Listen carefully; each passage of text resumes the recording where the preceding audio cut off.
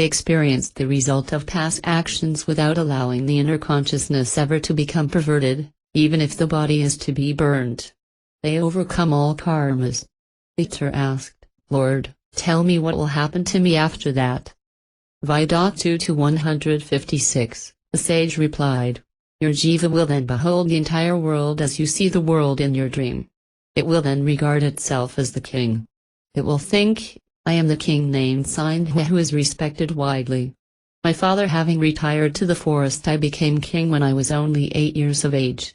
Beyond the borders of my kingdom there is another ruled over by a mighty king Viduratha who is hard to conquer. Till now I have ruled this kingdom for over 100 years, enjoying all the royal pleasures. Alas, now my kingdom is invaded by the king Viduratha. On account of this thought, there will ensue a fierce battle between you and the king Viduratha. You will kill Viduratha. You will then become the king of the whole world. Surrounded by the ministers you will engage yourself in the following dialogue. The minister will say to you, it is a wonder, O king, that you have been able to conquer this king Viduratha. You will respond, I am, indeed wealthy and powerful. Why then do you regard it as a wonder that I was able to conquer Viduratha? The minister will say, he has a wife named Leela who had, by her austerity and devotion, propitiated goddess Saraswati who had adopted Leela as her daughter and fulfilled all her prayers. It would not have been difficult for her to destroy you. You will say, if that is the case, it was certainly a great wonder that I was able to vanquish Viduratha. Tell me, why did not Viduratha seek to defeat me with the help of the goddess? The minister will say, he had prayed for liberation from bondage to samsara and therefore he had actually sought to be killed by you. You will say, if such is the case, why should I not worship the goddess and pray for liberation? The minister will say, she is the wisdom that shines in the hearts of all. Since she is the essence, rasa, of intelligence in all, she is known as Sarasvati. She bestows immediately on all whatever is prayed for she is the self of all. Hence one experiences the fruition of one's own prayers. You have not asked for liberation, you have only prayed for the destruction of enemies. You will say, why have I not prayed for liberation? You say that she dwells in my own heart, why has she not inspired me to pray for liberation? The minister will say, it is because in your heart there was the impure habit of wishing for the destruction of enemies. Therefore, you did not pray for liberation but you did pray for the destruction of enemies. Whatever be the siddha, mind, heart, that a being is. And this is the experience of even a child. Whatever one knows in his own heart and whatever one experiences again and again in his heart, so that it becomes a habit, materializes whether it be good or not good. Vida 2-157 The sage continued, you will say, what did I do in the past birth that I was subjected to such an evil habit of thought? The minister will reply, I shall reveal the secret to you. There is something which exists without beginning and without end, as I and you, etc., but which is known as Brahman. That Brahman became its own object of awareness and therefore it became the jiva and then the mind. This subtle psychological or ethereal body condensed into physical body. It is but the mind which has no form, but which exists as if it has a form, the body. The mind alone is this world, there is no distinction between the two. Sattva, the purest form of mind, alone arose in Brahman originally, and it has now become extremely dense and dull, tamasa. You will say, what is this tamasa and how did it arise in the supreme state? The minister will say, living beings here have various limbs, even so the subtle self or consciousness has, so to say, the subtle ethereal body is its limb. That itself thinks of itself as the gross body with the physical elements like earth. That itself functions with the help of its own notions in this world appearance which arises in the same consciousness as in a dream. You yourself entertain in your own ethereal body the notion, this is the densest darkness and thus that notion is born. All these diversities exist in Brahman, though it is absolutely pure. The first notion that arises in Brahman when it becomes a jiva, as it were, is experienced by the buddhi, intelligence, as perfect purity, sattvika sattvika. When it enters into the stream of life and if it is endowed with all the noble qualities, It is known as mere sattvical birth. The birth which arises in the stream of life and which is subjected to diverse pleasures, but directed towards liberation, is called Rajasa Rajasa. When the birth arises in the stream of life and when it is devoid of noble qualities, it is known as simple Rajasa. When the being has been in the stream of life for a very long time and has just turned towards liberation, it is known as Tamasa soft-Tamasa. But the ordinary birth which is one in the sequence of several oriented towards liberation is known as simple Tamasa. In this manner there are very many classifications of births. You were born in the Tamasa Tamasa class. You have had many births and so have I. I know them, you do not. Wandering in all these you have wasted a lot of time. Because you were so conditioned you found it difficult to free yourself. You will say, how can I overcome the effect of such past life? The minister will say, there is nothing that one who strives without agitation cannot achieve. Yesterday's evil action is transformed into good action by today's noble deeds. Therefore, strive to be good and do good now. One strives to attain what one wishes to attain, and surely one shall attain it. Being thus advised by the minister, the king Sindhu will at once renounce the kingdom and resort to a forest. He will take refuge at the feet of the holy ones.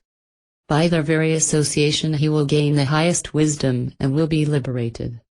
The fire god continued. V.2 to 158, 159. The hunter heard all this from the sage and was filled with wonder. The hunter and the sage continued to perform austerities. A little later, the sage attained nirvana and he abandoned his body. After a very long time, Brahma the Creator appeared before the hunter to grant him boons. The hunter was unable to avert the natural force of his own mental conditioning though he remembered the sage's prophecy. Therefore, he asked for the very boons that he had been conditioned to request. As a result of the boon, the hunter's body began to expand to cosmic proportions. When in spite of all this he discovered that he could not find the limits of ignorance, he became both astonished and agitated. By the mystic process of giving up prana, he abandoned the body which thereupon fell in space. He himself remained in space and began to consider himself the king Sindhu. The body appeared above a certain world appearance in this universe and it had the shape of a ball of hair. It looked big enough to cover the whole of the earth. O Vipassit, thus have I described to you the identity of that body. That world appearance on which the body fell appears to us as the world. It was after consuming the blood of the body that the dried up body of the goddess began to be filled and she came to be known as Kandika. The flesh of that corpse became the earth's soft-element. In course of time, the world acquired its present nature as the earth. Once again, the earth was endowed with living beings and forests, villages and cities. The earth is once again firm and substantial. O good man, go where you wish to go. I have been invited to the kingdom of heaven by Indra, the chief of the gods, who wishes to perform a sacred rite with my help. I shall go there. Vasa. Vipassit, said. Having said this, the fire god vanished from sight. With all the psychological conditioning in my mind, I went my way to do what I had to do. Once again, I saw in the infinite space countless worlds and universes. Some of them were like umbrellas, some were like animals, some were full of trees, others were full of rocks. But I had not arrived at the end of ignorance, at the limits of ignorance, hence I was depressed and dejected. Thereupon, I decided to engage myself in penance. Seeing this, Indra said to me, O Vipassit, in space you and I have bodies of deer. On account of the deluded notion of a heaven which was in me before, I am wandering in heaven. Hearing this, I said to Indra, O King of Heaven, I am tired of this samsara. Kindly release me from this samsara quickly. Indra said to Vipassit, your consciousness is moving in the deer species. Hence, I see that birth as a deer is inevitable. As a deer you will reach that great assembly where you will be awakened after listening to your own story. When you enter into the fire of wisdom, you will gain a human form and also spiritual unfoldment in your heart. Then, you will abandon your ignorance and regain utter peace like wind devoid of movement. Vipassit, Vasa, continued, when Indra said so, the awareness arose in me, I am a deer. From that time I have been roaming the forests as a deer. Once when a hunter pursued me, I began to run. But he overpowered me and took me home. He kept me there for a few days and then he brought me to you to be your pet. Thus have I told you my story, O Rama, which clearly illustrates the illusory nature of this samsara. Limitless is this ignorance with countless branches in all directions. It cannot come to an end by any means other than self-knowledge. Rama asked, how is it possible for you to be seen by others when your form arose in your sankalpa? Vasa continued, once while Indra was passing through the sky, full of vanity at having successfully completed a sacred rite, he kicked the body of the sage Sravasa who was in meditation. The sage cursed him, O Indra, that earth to which you are going will soon be reduced to nothing. Because you kicked me thinking I was dead. You will soon go to that very earth and live as a deer as long as Vipassit lives there as a deer. Therefore, we became deer which could be seen by others. Of course, an object that arises in one's own mind is as unreal as an object that arises in another's. Again, since Brahman the infinite consciousness is all this and is capable of doing all this, what is impossible in it and for it? On the basis of its omnipotence, it is possible for two imaginary objects to become aware of one another or to be unaware of one another. Where there is shadow, there is also light and the shadow arises because of the light. In the infinite consciousness there is limitless ignorance, hence anything is possible in it. Strange and wonderful is this Maya which is perplexing and which gives rise to delusion in the mind and in which thesis and antithesis exist together without conflict or contradiction. Such is the truth concerning Brahman that experiences this ignorance within itself, both as something which has had a beginning and as something which has had no beginning at all. If the three worlds are not just the materialization of the notions that arise in the infinite consciousness, how is it possible for that consciousness to recreate the three worlds after the periodic cosmic dissolution? Hence, it is clear that this creation is nothing more than movement in the infinite consciousness and the consequent arising of the appearance latent in it. Vasa continued, the wise ones know that everything is immediately understood aright from the point of view of pure wisdom, there is no other way. This world appearance is the result of the infinite consciousness entertaining the notion I am ignorant. Thus even ignorance arises only because of the infinite consciousness. No one dies here nor is anyone born, these two notions arise in consciousness and it appears as though death and birth are real. If there is death as the final end in fact and in truth, then it is indeed a most welcome and happy event. But, if one who dies is capable of being seen again, then surely he was alive all the time. Thus, there is no death, and by the same token there is no birth either. The two events appear to be real because of the movement in consciousness. They are otherwise unreal. If they are thought of as real, they are real. If they are known to be unreal, they were unreal. This means thought alone is real. Tell me if there is any life at all devoid of consciousness. In that pure consciousness there is no sorrow or death. Then, who experiences sorrow and who dies? What a whirlpool is to water, the body is to the supreme truth. The appearance is pervaded by the reality, and the appearance is but an appearance, without a substantiality of its own. There is no division, distinction or contradiction between the two. Yet, the infinite consciousness appears to be this creation full of contradictions. This indeed is a great wonder. Realize that this world appearance with all its contradictions is nothing more than appearance which is non-existent. That infinite and indivisible consciousness alone exists as one thing here and as another thing there. Therefore, there is neither diversity nor even unity. There is no contradiction nor is there a non-contradiction. They who know the truth realize that it is neither real nor unreal. Hence, they realize the truth as utter silence. What is seen here as the objective universe is in truth the supreme Brahman. That Brahman alone entertains various notions which are manifest here as these diverse objects, but in that which entertains these notions there is no division and therefore such division is not real. Every inch of space is filled with the creations of dead jivas. Such worlds are countless. They were unseen. They exist all together, without any contradiction or conflict among them. They do not see one another. All these objects of perception are but pure space. Consciousness alone is the perceiver or observer of all, and consciousness perceives these objects in space as one sees an object in dream. Though this consciousness may be fully awake and enlightened, its object continues to appear to be, even as darkness continues till dawn. But whether the world appearance is real or unreal, when the truth is realized there is great peace. Even as ripples and spray arise on the surface of the ocean, seem to exist for a moment and then get merged in the ocean the next minute, this world appears in Brahman and ceases to be the next moment, for Brahman alone is real. Valmiki said, Vidatu to 160, the king Dasaratha made adequate provision for the maintenance of Vasa. At that time, another day came to an end.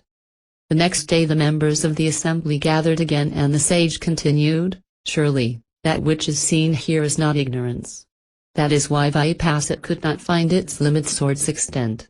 It remains ignorance only as long as it is not rightly understood. When its reality is seen, it is realized that there was never ever any water in the mirage. You have yourself seen all this with your own eyes and heard it from the lips of this Vipassana, or Basa. He, too, will be enlightened like all of you when he listens to our discourse. When Brahman holds on to the awareness of ignorance, this ignorance seems to be real. On account of this delusion, the unreal appears to be real. When it is realized that this ignorance is Brahman, then it is realized to be non-different from Brahman, and that division disappears. This ignorance gives rise to the most fascinating objects, though it itself is nothing. One who sets out to investigate the extent of dreams soon discovers that they have no limit. One who investigates the extent of the world appearance arising in this ignorance soon discovers that it has none either.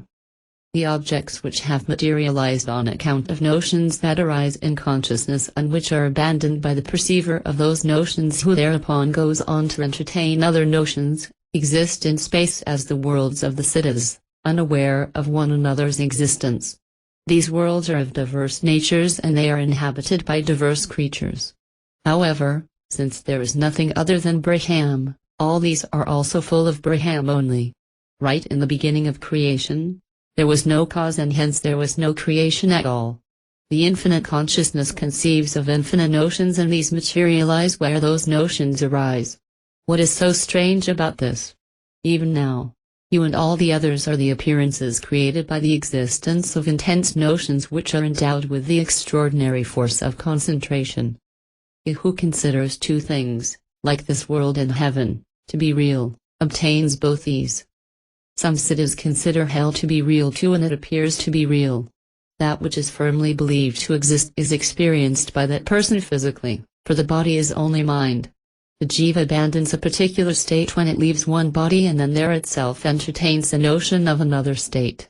If the notion is good, it experiences a good world, and if it is evil, it experiences an evil world. If it thinks of the world of the siddhas, it experiences it. If its thoughts are impure, it experiences hell then and there. In hell, the jiva experiences diverse sufferings and calamities, like being pierced by arrows, having the chest hammered by rocks, embracing a red-hot pillar, being burned alive, eating each other's bodies in hunger, swimming in rivers of blood and pus, feeling that evil action has led to this evil experience. Vidatu to 161 Rama asked, in the story that we just heard we saw how the sage and the hunter passed through diverse experiences. Is it the very nature of things that determines such experiences, or is there another reason for it? Vasishtha replied, such whirlpools of appearances keep occurring of their own accord in the ocean of infinite consciousness all the time. One set of whirlpool-like appearances remains steady till another arises and supersedes it. Some of these appearances seem to be permanent because they are long-standing, and others are temporary, but just as movement, however slight, is inevitable to air, even so this appearance exists always in the infinite consciousness. The enlightened ones call it pure consciousness, the ignorant call it the world. It is neither real nor unreal. What should one call it? This universe is movement of awareness in the infinite consciousness, or the Lord. Hence, both hope and hopelessness are irrelevant to it. O wise men, be what you are. The infinite consciousness itself regards the movement that arose within it as the world, whereas earth, and such other elements, in it. It is the light of the infinite consciousness which shines, there is no other light. Brahman alone rests forever, and Brahman's self-awareness is known as ignorance. The entire space is filled with the fullness of consciousness, and that is known as creation. In it there is no contradiction or duality. When that infinite consciousness alone exists, what is there to come to an end? Just as the world experienced in a dream does not exist, this world does not exist as a material entity, though it is seen. Just as it is one's own consciousness only that shines as the dream, it is the same consciousness that shines as the objective world in the waking state. Hence, there is no difference between the dream and the waking state. One who wakes up from a dream thinks, "It is like this and not like that which I saw in the dream." After death. 2. One thinks it is like this and not like that which I saw before death. The dream may be brief and the life may be long, but the experience of the moment is the same in both. Just as in one lifetime one experiences hundreds of dreams, till one attains nirvana one experiences hundreds of waking states. Just as some people remember their dreams, some people also remember their past experiences. When thus there is no difference between the two, what is known as the world and what is ignorance. When ignorance does not exist, what is bondage? Pray, do not bind one who is ever free. There does not exist another except the one pure, formless consciousness. Even when this world appearance arises in that consciousness, it does not get bound to it, and therefore there is no liberation either. There is no ignorance in consciousness, there is no notion in pure consciousness. Space alone is space. That which is aware even in deep sleep, that alone is aware in dreams as well as in the waking state, that is pure consciousness. It is that consciousness alone that is responsible even for the awareness of diversity. Creation itself is the supreme Brahman, both the unity and the diversity. Vasishtha continued. Vidok 2-162. This world exists with all its objects as the very meaning of materialization of the infinite consciousness. Hence even the form, its seeing and the thought concerning it are all the same pure consciousness and nothing else. The diversity of dream objects is a dream, not diversity. Even so, the diversity that is seen during the waking state in the infinite space is the infinite space, consciousness, and there is no diversity. It is the indivisible consciousness that has the appearance of diversity. This reality of consciousness is experienced differently by the wise and by the ignorant. Hence, this creation is said to be both unreal and real. Since their viewpoints are diametrically opposite, it becomes impossible for one to see what the other sees, and they cannot make one another understand what they see. Creation is what one sees and is aware of, and this is within oneself. When this inner experience is lasting, the creation is said to be lasting, and when it is changing, the creation is said to be changing, too. In dream, the objects are really immaterial and subtle, yet they are seen to be substantial. Even so, the objects in this creation are truly subtle and unseen, yet they appear to be solid and perceptible. This is true even of the body. It is a delusion and non-existent as such, but like a ghost it is conjured up as a reality. Even psychological or physical conditioning is an appearance, like the sound that is heard when the wind blows, which is heard, though it is not there at all. Whatever is seen here or thought of to exist, all that is pure consciousness alone. There has never been a reason why something else should have come into being. Hence, realize I am at peace, I am like the infinite space, abandon the notion that you are the jiva. If one cannot thus redeem oneself, there are no other means, for one is one's own friend and one is one's own enemy. Strive to liberate yourself while you are yet young with the help of pure and right understanding, or buddhi. Do it now. What will you do when you are old and senile? Old age itself is a burden. You cannot carry anything more. Both childhood and old age are useless. Youth alone is the right time, if you are a wise one, to live wisely.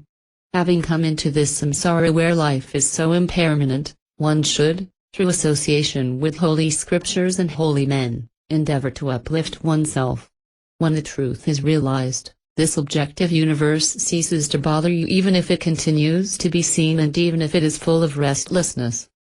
Vidok 2-163 Rama asked, Ignorance does not cease without the full control of the senses. Pray tell me, how does one control the senses?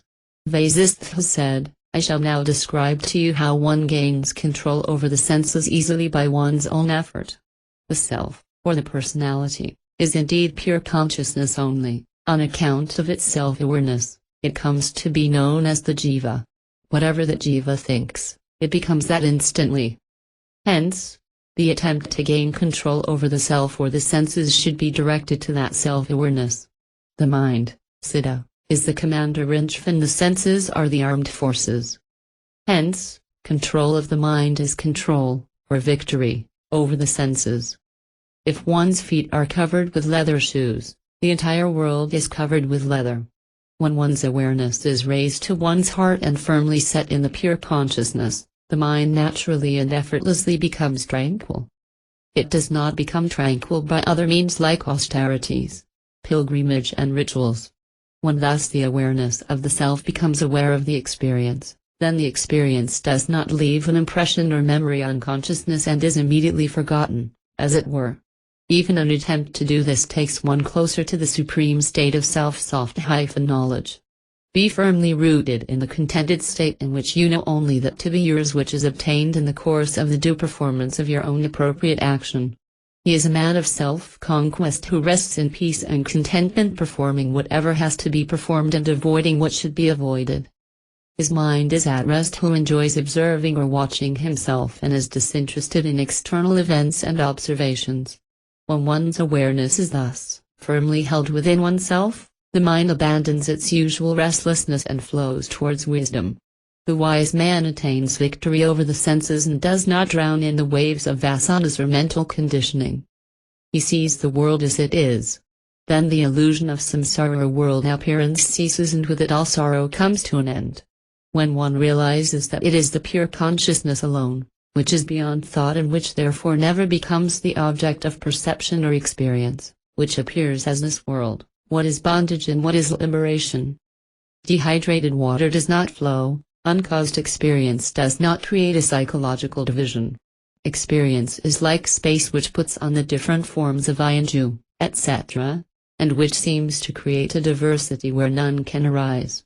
That which fills this space is pure consciousness, beside which nothing exists.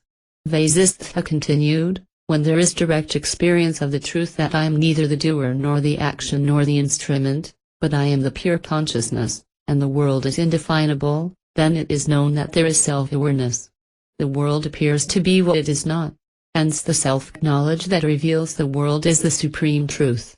In the case of a being with several limbs, it is one being with several limbs, even so Brahman is one being with countless limbs known as jiva, etc. The object is but an appearance. Consciousness is infinite peace which exists forever unmodified. It is useless to investigate these as if they are different. In the infinite there are infinite notions, the latter are called ignorance. There is no other ignorance here. The jiva alternately passes from the waking to the dreaming and from the dreaming to the waking states, but he is constant whether he is awake or asleep. The two states of deep sleep and turiya, the fourth state, are the reality underlying both the waking and the dream states. The two latter are identical and in fact it is the turiya that knows all the others. To the enlightened, the waking, the dreaming and the deep sleep states are only the turiya, for in the turiya there is no ignorance. Therefore, though there appears to be a diversity in it, it is non-dual.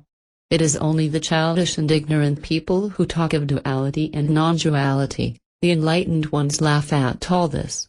However, without such discussion based on duality and non-duality it is not possible to clean one's consciousness of ignorance. It is only in that spirit that I have dealt with all this, as your dear friend. The wise ones do constantly talk about this truth, thus enlightening one another. When they thus contemplate this truth constantly, they gain enlightenment, Yoga, by which they attain the highest state. Note, these two verses also resemble the Gita, but with a significant alteration in the second which makes it seem that when the student is ready, enlightenment happens.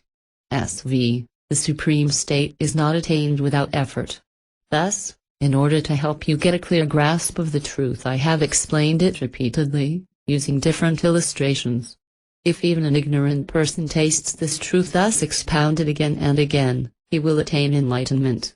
He is surely a fool who thinks I know this and I have nothing more to know after once reading this. The knowledge that is gained by a study of this scripture is not gained by the study of any other scripture. This scripture bestows on you both efficiency in action and perfection in wisdom. V.2 to 164, 165 Vasistha continued, in the infinite consciousness, which may be compared to the orb of the sun, there are countless particles of light, called jivas. When one says, they were in it, they are considered its parts, but in fact it has no such parts. The many abandons its diversity when it attains enlightenment. However, when it, the many, is described as the one, it has not become something other than it was before. It is the same in all conditions and states. It is the content of the consciousness or awareness of the sage of wisdom. That alone is, nothing else has ever existed. It is with the help of that consciousness alone that the ignorant apprehend the object of their own ignorance. We do not know the I or the you or even the object that the ignorant perceive in their ignorance. The feelings I am enlightened and he is ignorant and this is the truth do not arise in the enlightened. This that is known as the creation has never been created nor has it ever come into being. This world is Brahman which is as it is here. Therefore, there do not exist any ignorant people or beings here. There is only the infinite space in which such notions as this is Brahma the Creator, etc., float around. The consciousness that exists in the waking state enters the dream state and becomes dream. The dream consciousness being awake in the dream attains the status of wakefulness in dream. The dream state enters the waking state, and the waking state abandons the dream and wakes up. When the waking state enters into the dream state, the dreamer wakes up, as it were. The dreamer regards the waking state as a dream. To him the consciousness of the dream is the real waking state. Surely, to the dreamer the true waking state is the dream, not the other waking state. In relation to the waking state, the dream seems to be short-lived. Even so the dreamer regards the waking state to be brief. There is no difference whatsoever between the two, and neither of them is real. When awareness ceases, both waking and dreaming cease. There is void. The living person does not experience the other world either in dream or in waking, not till the consciousness of death arises. Just as dreams arise in consciousness and create the three worlds, even so the world appears in the waking state. Just as the dream creation is pure void, even so the world of the waking state is void except for the infinite consciousness in which alone the appearance arises. The world is the illusion that appears in consciousness on account of its inherent power. Consciousness alone shines as the water, earth, space and walls. There is nothing in it which can be grasped or held. Vasistha continued. V.2 to 166, the self or the infinite consciousness is the most obvious truth, which does not stand in need of and is independent of the words like self or knowledge. Right from the beginning of the original creation, this infinite consciousness alone exists, with this notion of creation. Wise men and scholars have declared that self-knowledge is devoid of notions and of knowledge of material objects. But all this is the self alone. No knowledge, category, called non-knowledge has ever been known here. Knowledge and non-knowledge, ignorance, are two concepts which do not have corresponding realities. What is there to know or not to know? Knowledge of what is, knowledge that this is this, and knowledge that it is unreal, all these arise in consciousness. Knowledge of the self, knowledge of the unreal, absence of knowledge, knowledge that the truth is other than the appearance, all these are but the play of the infinite consciousness and they are the manifestations or expansions of self-knowledge. The fact of self-knowledge exists even when the term self-knowledge has been discarded. Self-knowledge alone is. Let me illustrate it. There is a mighty rock which is vast and whose sides are the blue sky. It has no joints because it has no divisions. It is absolutely solid and undivided. It is imperishable. It is incomparable and unique. Its origin is unknown. Its content is non-material but solid. Within it are countless impressions or images, known to itself as the jiva. It is sentient and insentient. No one is able to break it. However, in it are these impressions known as gods, demons and humans, with forms and without forms. I have seen these impressions that exist within the rock. If you wish, you can also see them. Rama asked, if that rock was indivisible, how could you see inside it? Vasishtha said, indeed no one can break it. But since I am within that rock, as an impression in it, I am able to see all the rest. It is the supreme reality or the self that I have thus described to you. We are integral parts of that indivisible, infinite consciousness. This space, wind and other elements, all these actions and activities, all these conditionings and the time sense, all these are limbs of that being. Earth, water, fire, air, space, mind, buddhi and the ego sense are limbs of that supreme self. What else is there other than this infinite consciousness? The objects of this world are but pure awareness or experiencing, which is a mass of pure consciousness. Vedanta 167 Vasistha continued, self-knowledge, non-knowledge or knowledge of the unreal, etc., are words and viewpoints. They are totally unreal in the eyes of the knower of truth. All these arise in the pure consciousness which is clearly seen in me. This is the self and this is knowledge. These are surely false notions that arise within, but they are not real. Abandon the words but remain established in the experience of the truth they indicate. Though countless activities go on within it, it is utterly silent and tranquil. Though it is described in countless superlatives, it remains undisturbed. Though it is constantly in motion, it remains stable like a rock. Though it is the very substance in the five elements, it is unaffected by them like space. Though it is the abode of all objects, it remains pure consciousness. Though it is seen, like a dream city, it remains unseen consciousness. Rama said, just as memory is at the root of the perception in both the waking and the dream states, it is memory alone that gives rise to the feeling that the external objects are real. Vasistha continued, the appearance of diverse objects in the universe arises in the infinite consciousness when it becomes aware of itself. Coincidentally, like a coconut falling when a crow lights on it. Whenever and wherever this consciousness contemplates itself in whatever manner, then and there it appears so, without any cause.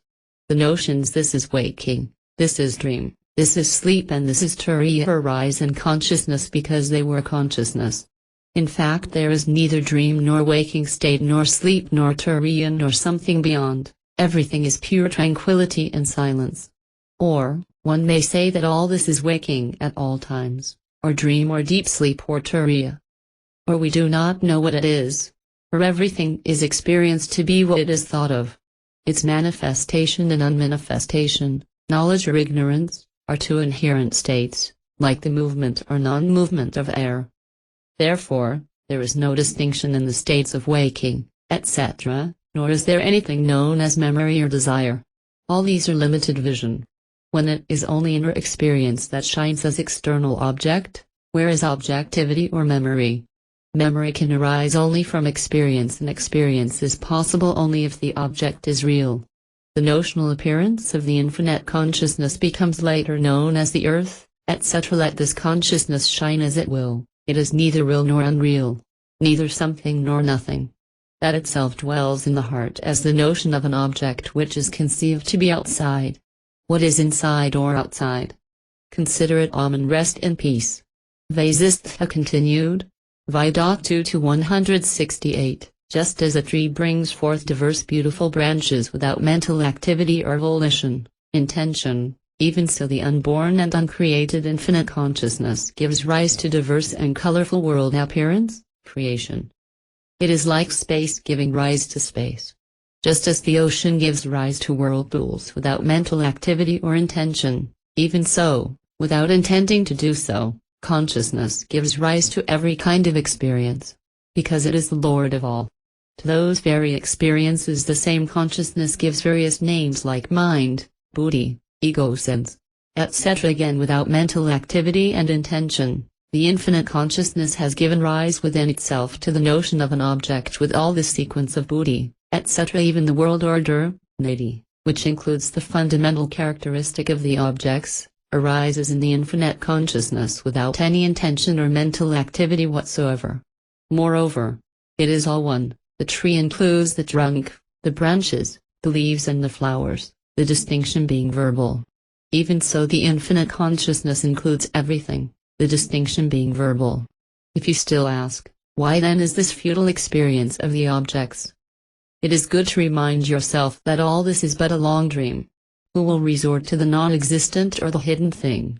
Just as we have formed in our mind an image, this is a tree, in the infinite consciousness there exist images of space, etc. Just as space, distance, is indistinguishably one with space and movement with air, even so the buddhi, intelligence, etc., are with the Supreme Being or the infinite consciousness.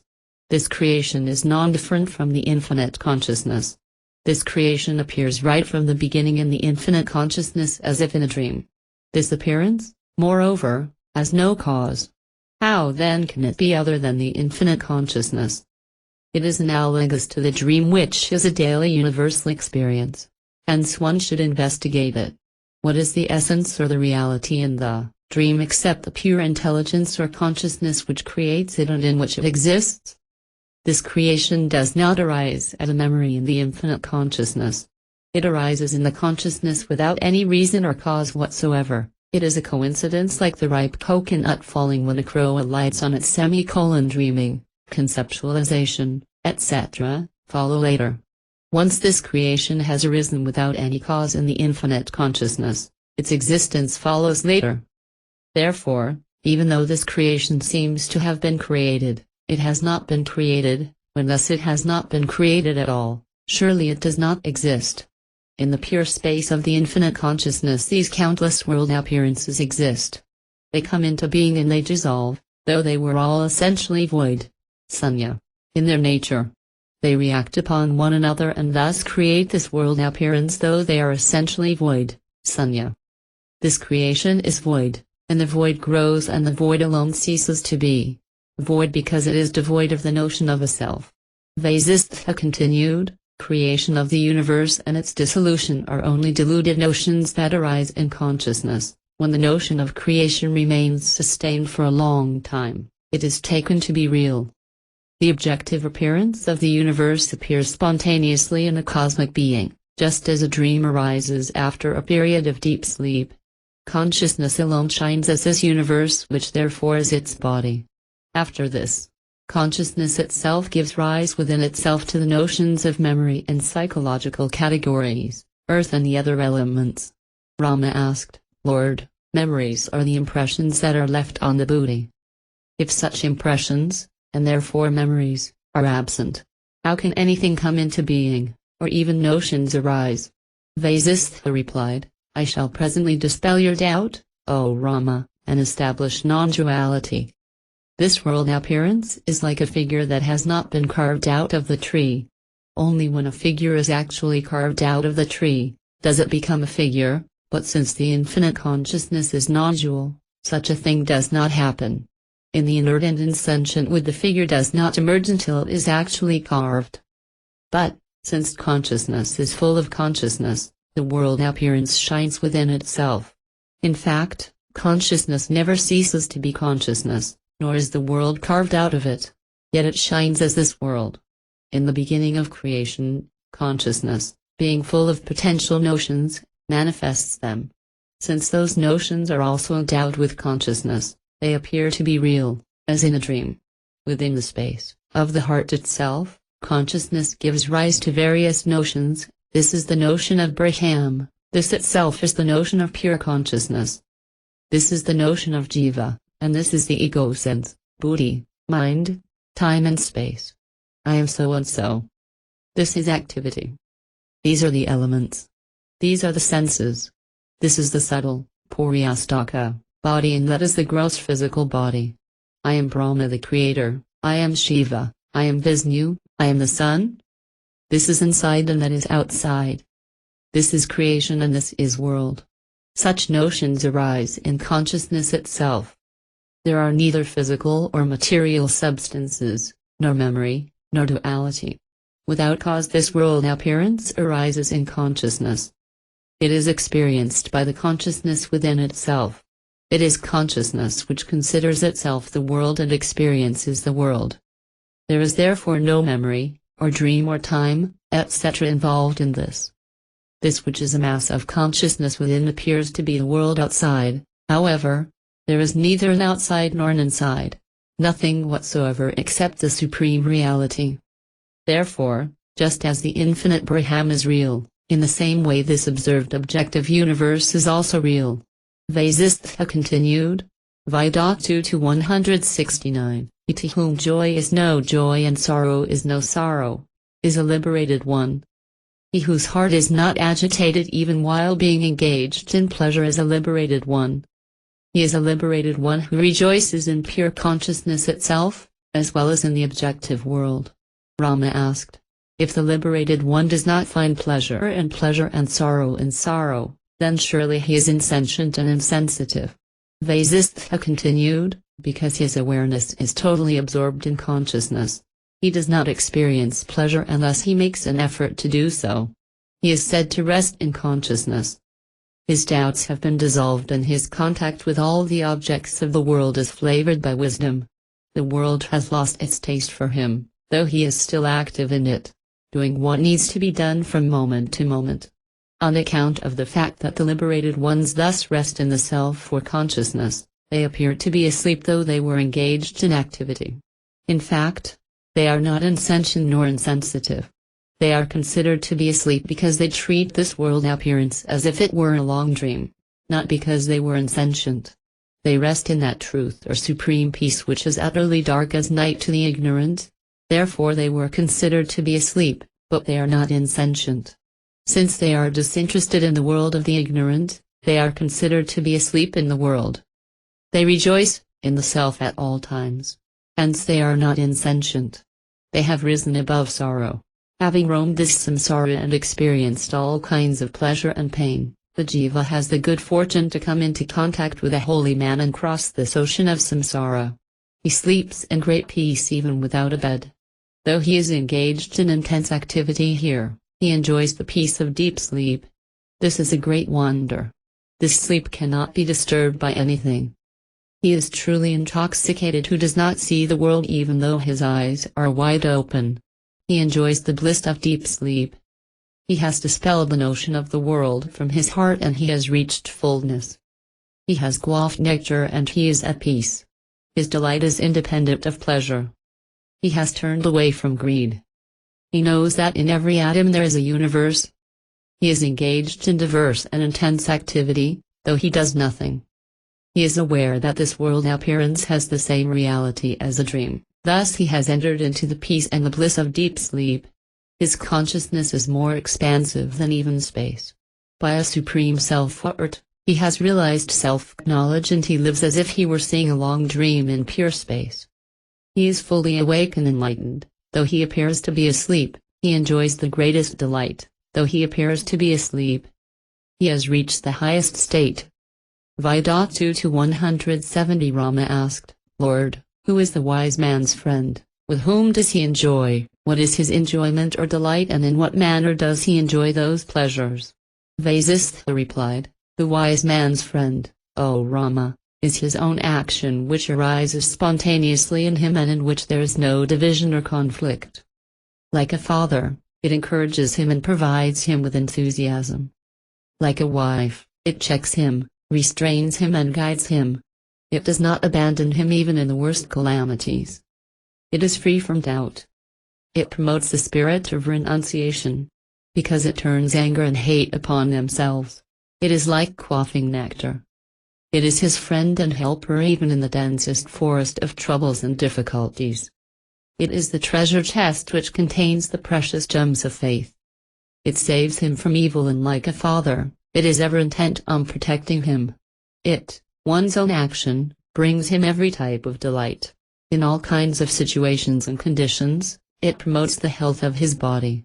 It reveals to him this is to be done and this is not to be done. It is intent on bringing desirable objects and experiences and warding off undesirable objects and experiences. It causes the speech to be soft and pleasant and it causes one's behavior also to be soft and sweet, helpful, adorable, free from selfish desires or passions and conducive to the supreme attainment of self-knowledge. It is devoted to the protection of the good and the community as a whole. It prevents illnesses of the body and the mind. It promotes the happiness of learned men by engaging in healthy discussions with them. In the case of equals, there is just a semblance of duality. Whatever may be one's station in life, one's own action, is devoted to self-sacrifice, charity, austerity and pilgrimage. It establishes a healthy relation with the son, wife, brahmanas, servants and relatives by means of the sharing of food and drink. The wise man by his very nature enjoys the company of such a bosom friend, along with the latter's consort. That friend is known as one's own action. This friend, one's own action, as sons who are known as bathing, purity of body, charity, austerity and meditation. They, too, promote the welfare and happiness of all beings. The spirit of happiness, or a happy spirit, is its wife who showers happiness on all naturally and effortlessly. Her name is Samhita, equanimity or evenness of mind. She encourages her husband, natural action, in the performance of righteous or appropriate action. She has another constant companion known as Maitri, friendliness. The wise man who enjoys the company of this best of all friends with its wife and other companions has no need to rejoice when he is in joy or pleasure or grieve when in unpleasant situations. He does not hate nor become angered. Wherever and in whatever condition he is, he enjoys the state of nirvana, though he is constantly engaged in the activities of the world. He is silent in useless arguments, he is deaf to useless talk, he is a corpse in relation to unrighteous actions. He is very much alive in righteous actions, he is brilliant in exposing what is auspicious and in a moment he reveals the greatest truth. All this is natural to the wise man. He does not have to strive to acquire these qualities. Vasishtha continued. Vidaktu to 171. It is the infinite consciousness alone that shines as the world here. In reality, however, it is neither world, nor void nor even consciousness. Only this much can be said, that which is called world is not that. Because it is subtler than even space, it appears to be other than what it is. Between this and that is the body of consciousness, and that body is experienced as an object of perception. However, such a creation has no cause and hence there was no reason for it to arise. How then can it be said to exist now? Therefore, there is no justification to assume the existence of the external universe. Not even an atom of it. If something is seen as the external universe here, surely that is the infinite consciousness in fact. Just as the same person who is fast asleep goes on to dream without abandoning his sleep, even so this consciousness which is pure and indivisible gives rise within itself to the notion of the objective universe, without ever abandoning its own essential nature as consciousness.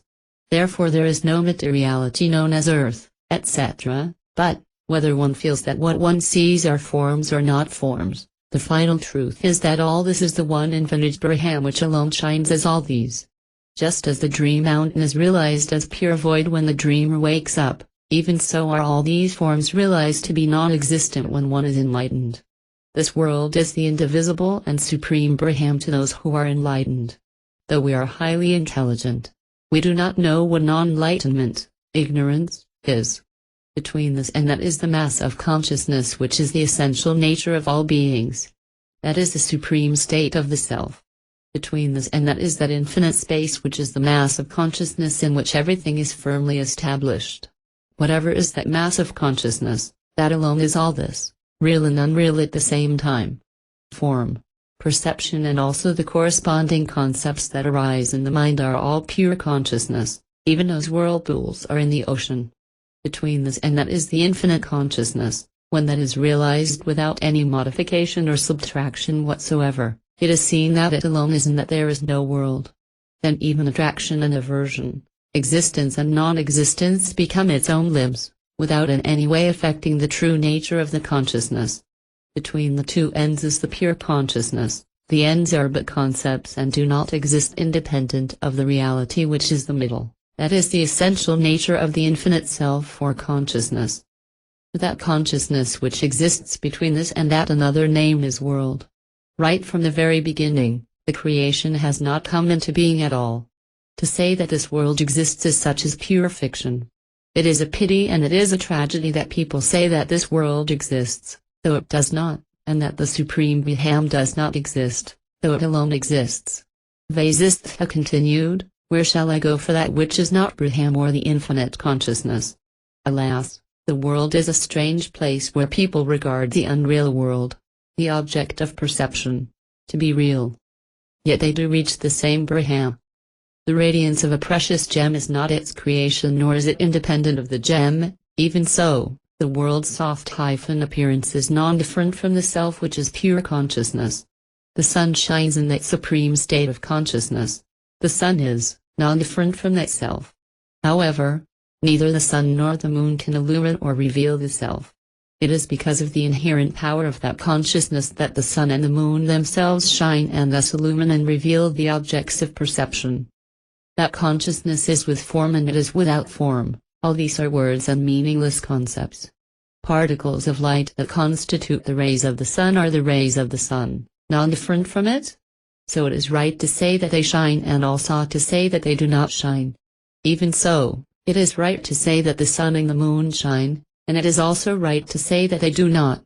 Since the sun and all the other luminous bodies shine because of the infinite consciousness, how can it be said that they do not shine or it does not shine?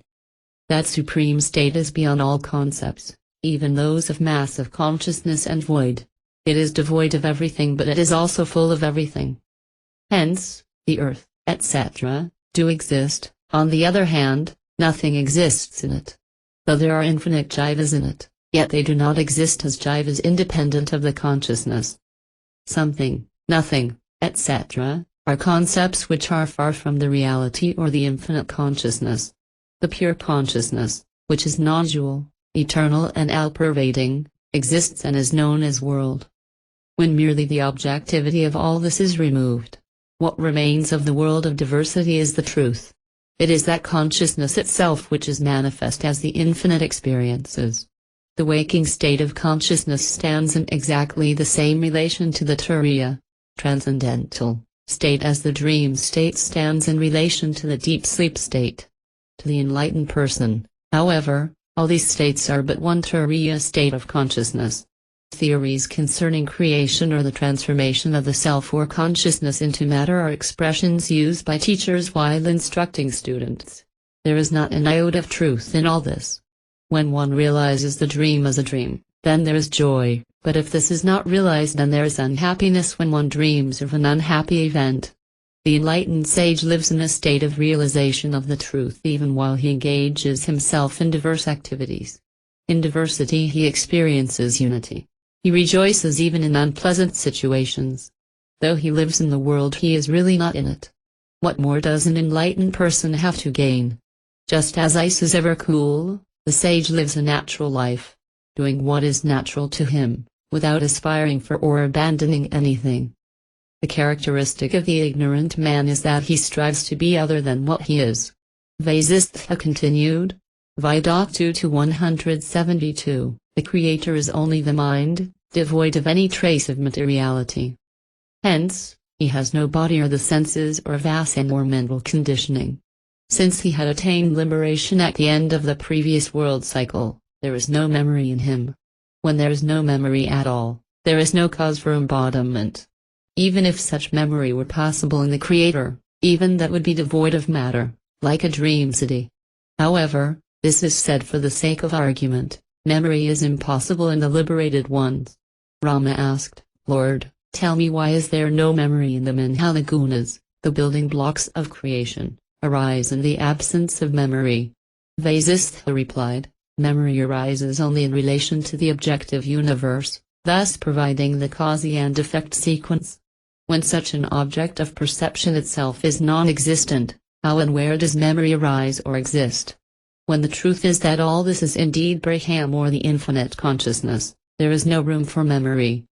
The contemplation of objects that arises in living beings is considered smriti, remembrance.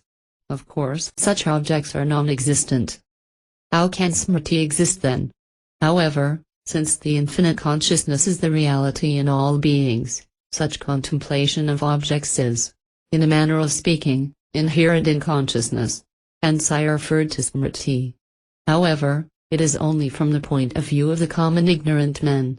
Enough of it. The natural movement that arises in consciousness is also known as smriti.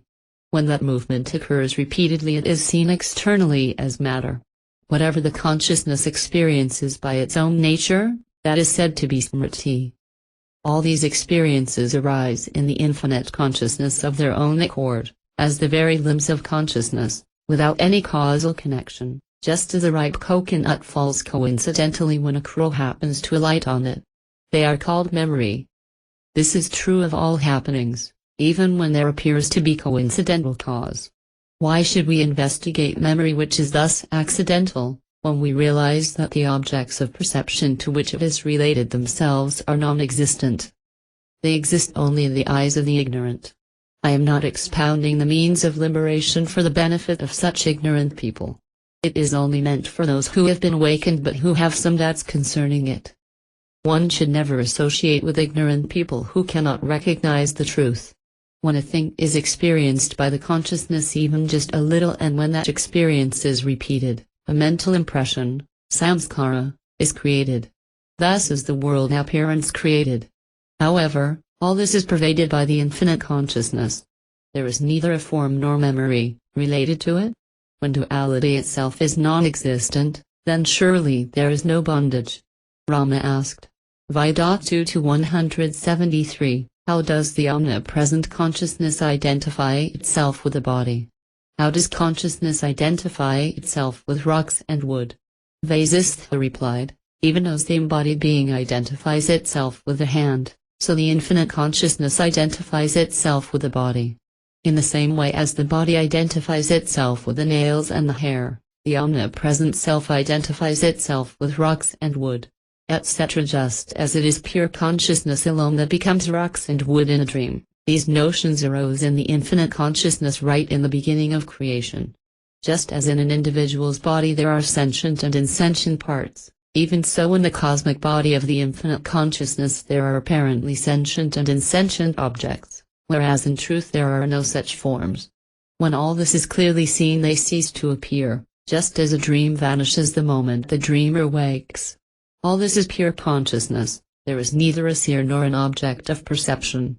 Thousands of world cycles may arise and cease in the infinite consciousness, yet they are non-different from the infinite consciousness, even as waves are non-different from the ocean.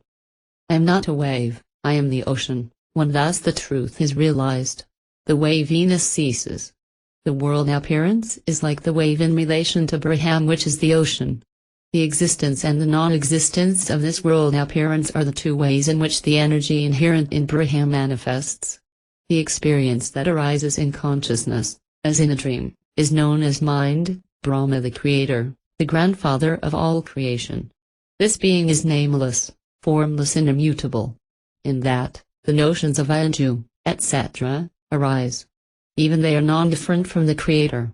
The pure consciousness in which all these notions arise is the great-grandfather of all creatures. Just as the waves which rise and fall on the ocean are only the ocean and non-different from it, all these creations and dissolutions are non-different from the infinite consciousness. The movement of energy that occurs in the infinite consciousness is known as the cosmic person, who is endowed with a magnetic field and gravitational force. This creation arises in him like a dream. Creation is a dream. The waking state is a dream. Even though this creation or world appearance is apparently seen and experienced, it is in reality the realization of the notions that arise in us, and they alone exist as the cosmic personality. Consciousness itself experiences the notions that arise in it again and again. It is that cosmic person who is pervaded and permeated by consciousness that appears as all the dream objects. Just as an actor who dreams that he's acting sees himself acting on a stage entertaining an audience, this consciousness becomes aware of its own experience of this world appearance. Vidatu to 174 Vasistha continued, it is consciousness alone that shines as this universe right in the very beginning of creation. Therefore, the three worlds are non-different from Brahman. Brahman is like the ocean, in it the creations are like the waves and experiencing is the water. Even after this creation, there is pure unconditioned bliss. Where are duality, non-soft-duality or anything else. Both deep sleep and dreaming are alternating states that arise during sleep. Even so, appearance and disappearance of this creation are alternating events in the infinite consciousness. When the wise one realizes that this world is like a dream city, his hopes are not centered in it. The daydreamer dreams of a great diversity of visions and hopes.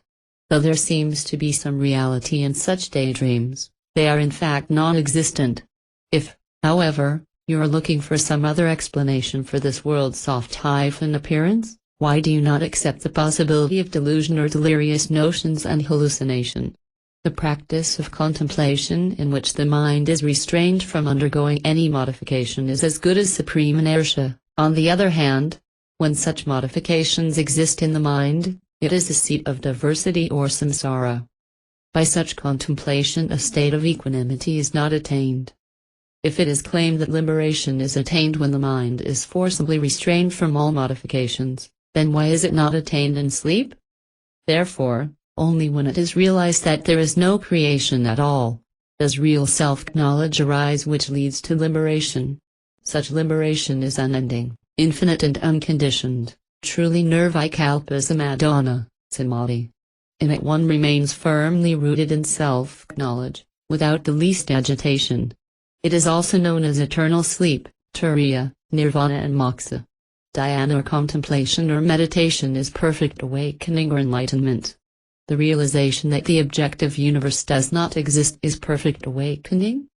It does not resemble a state of inertia, nor deep sleep, nor nirvikalpa samadhi nor savikalpa samadhi, nor is it an unreal imaginary state. In it the universe exists as it is, but it is dissolved at the same time. In it there are no concepts of unity, diversity, their mixture and their non-existence. In it there is supreme peace. That perfect awakening is attained by a careful investigation of this scripture constantly, day and night, not by pilgrimage nor by charity, not by acquiring knowledge nor by the practice of meditation or yoga, not by austerity, penance, nor by religious rites. By none of these methods does illusion come to an end. They only lead to heaven and such other rewards, not to liberation. Delusion ends only when self-knowledge arises in one who has carefully studied and investigated this scripture. Vasishtha continued. Vidatu to 175. In the beginning neither this world nor the other world came into being in the infinite consciousness.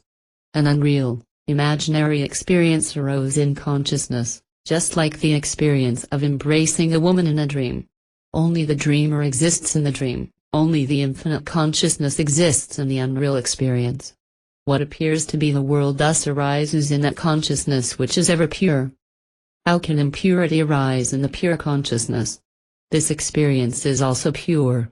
That itself is the dream city or the dream creation. That is the world.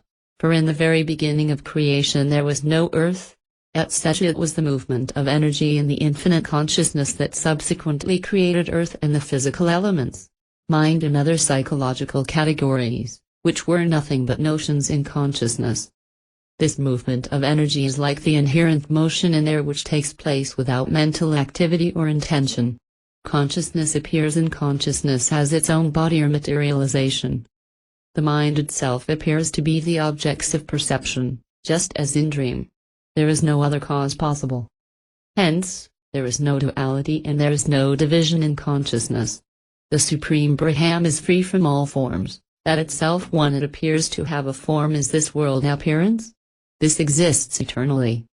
Just as diversity arises in the one during a dream, this world appearance of diversity seems to arise in the one infinite Brahman. The mind itself is Brahma the Creator. It is in the very heart of this creation and it alone does everything and destroys everything. When one thoroughly investigates all this it is clearly seen that the pure consciousness alone exists and nothing else. It is beyond description. At the end of the investigation utter silence alone remains.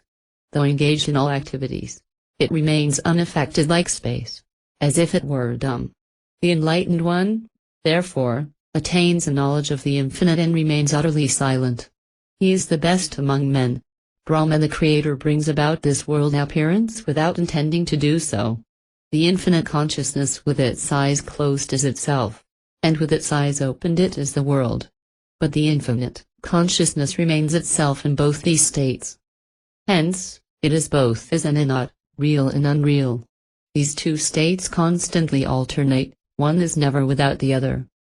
Therefore, know the truth as it is, as supreme peace, and know that it is unborn and undying space. Know, too, that the world appearance is like it, though it is sometimes unlike it. The objective universe has never risen, nor does it cease, though it is apparently experienced now. It is a mysterious product of the energy or the power of the infinite consciousness.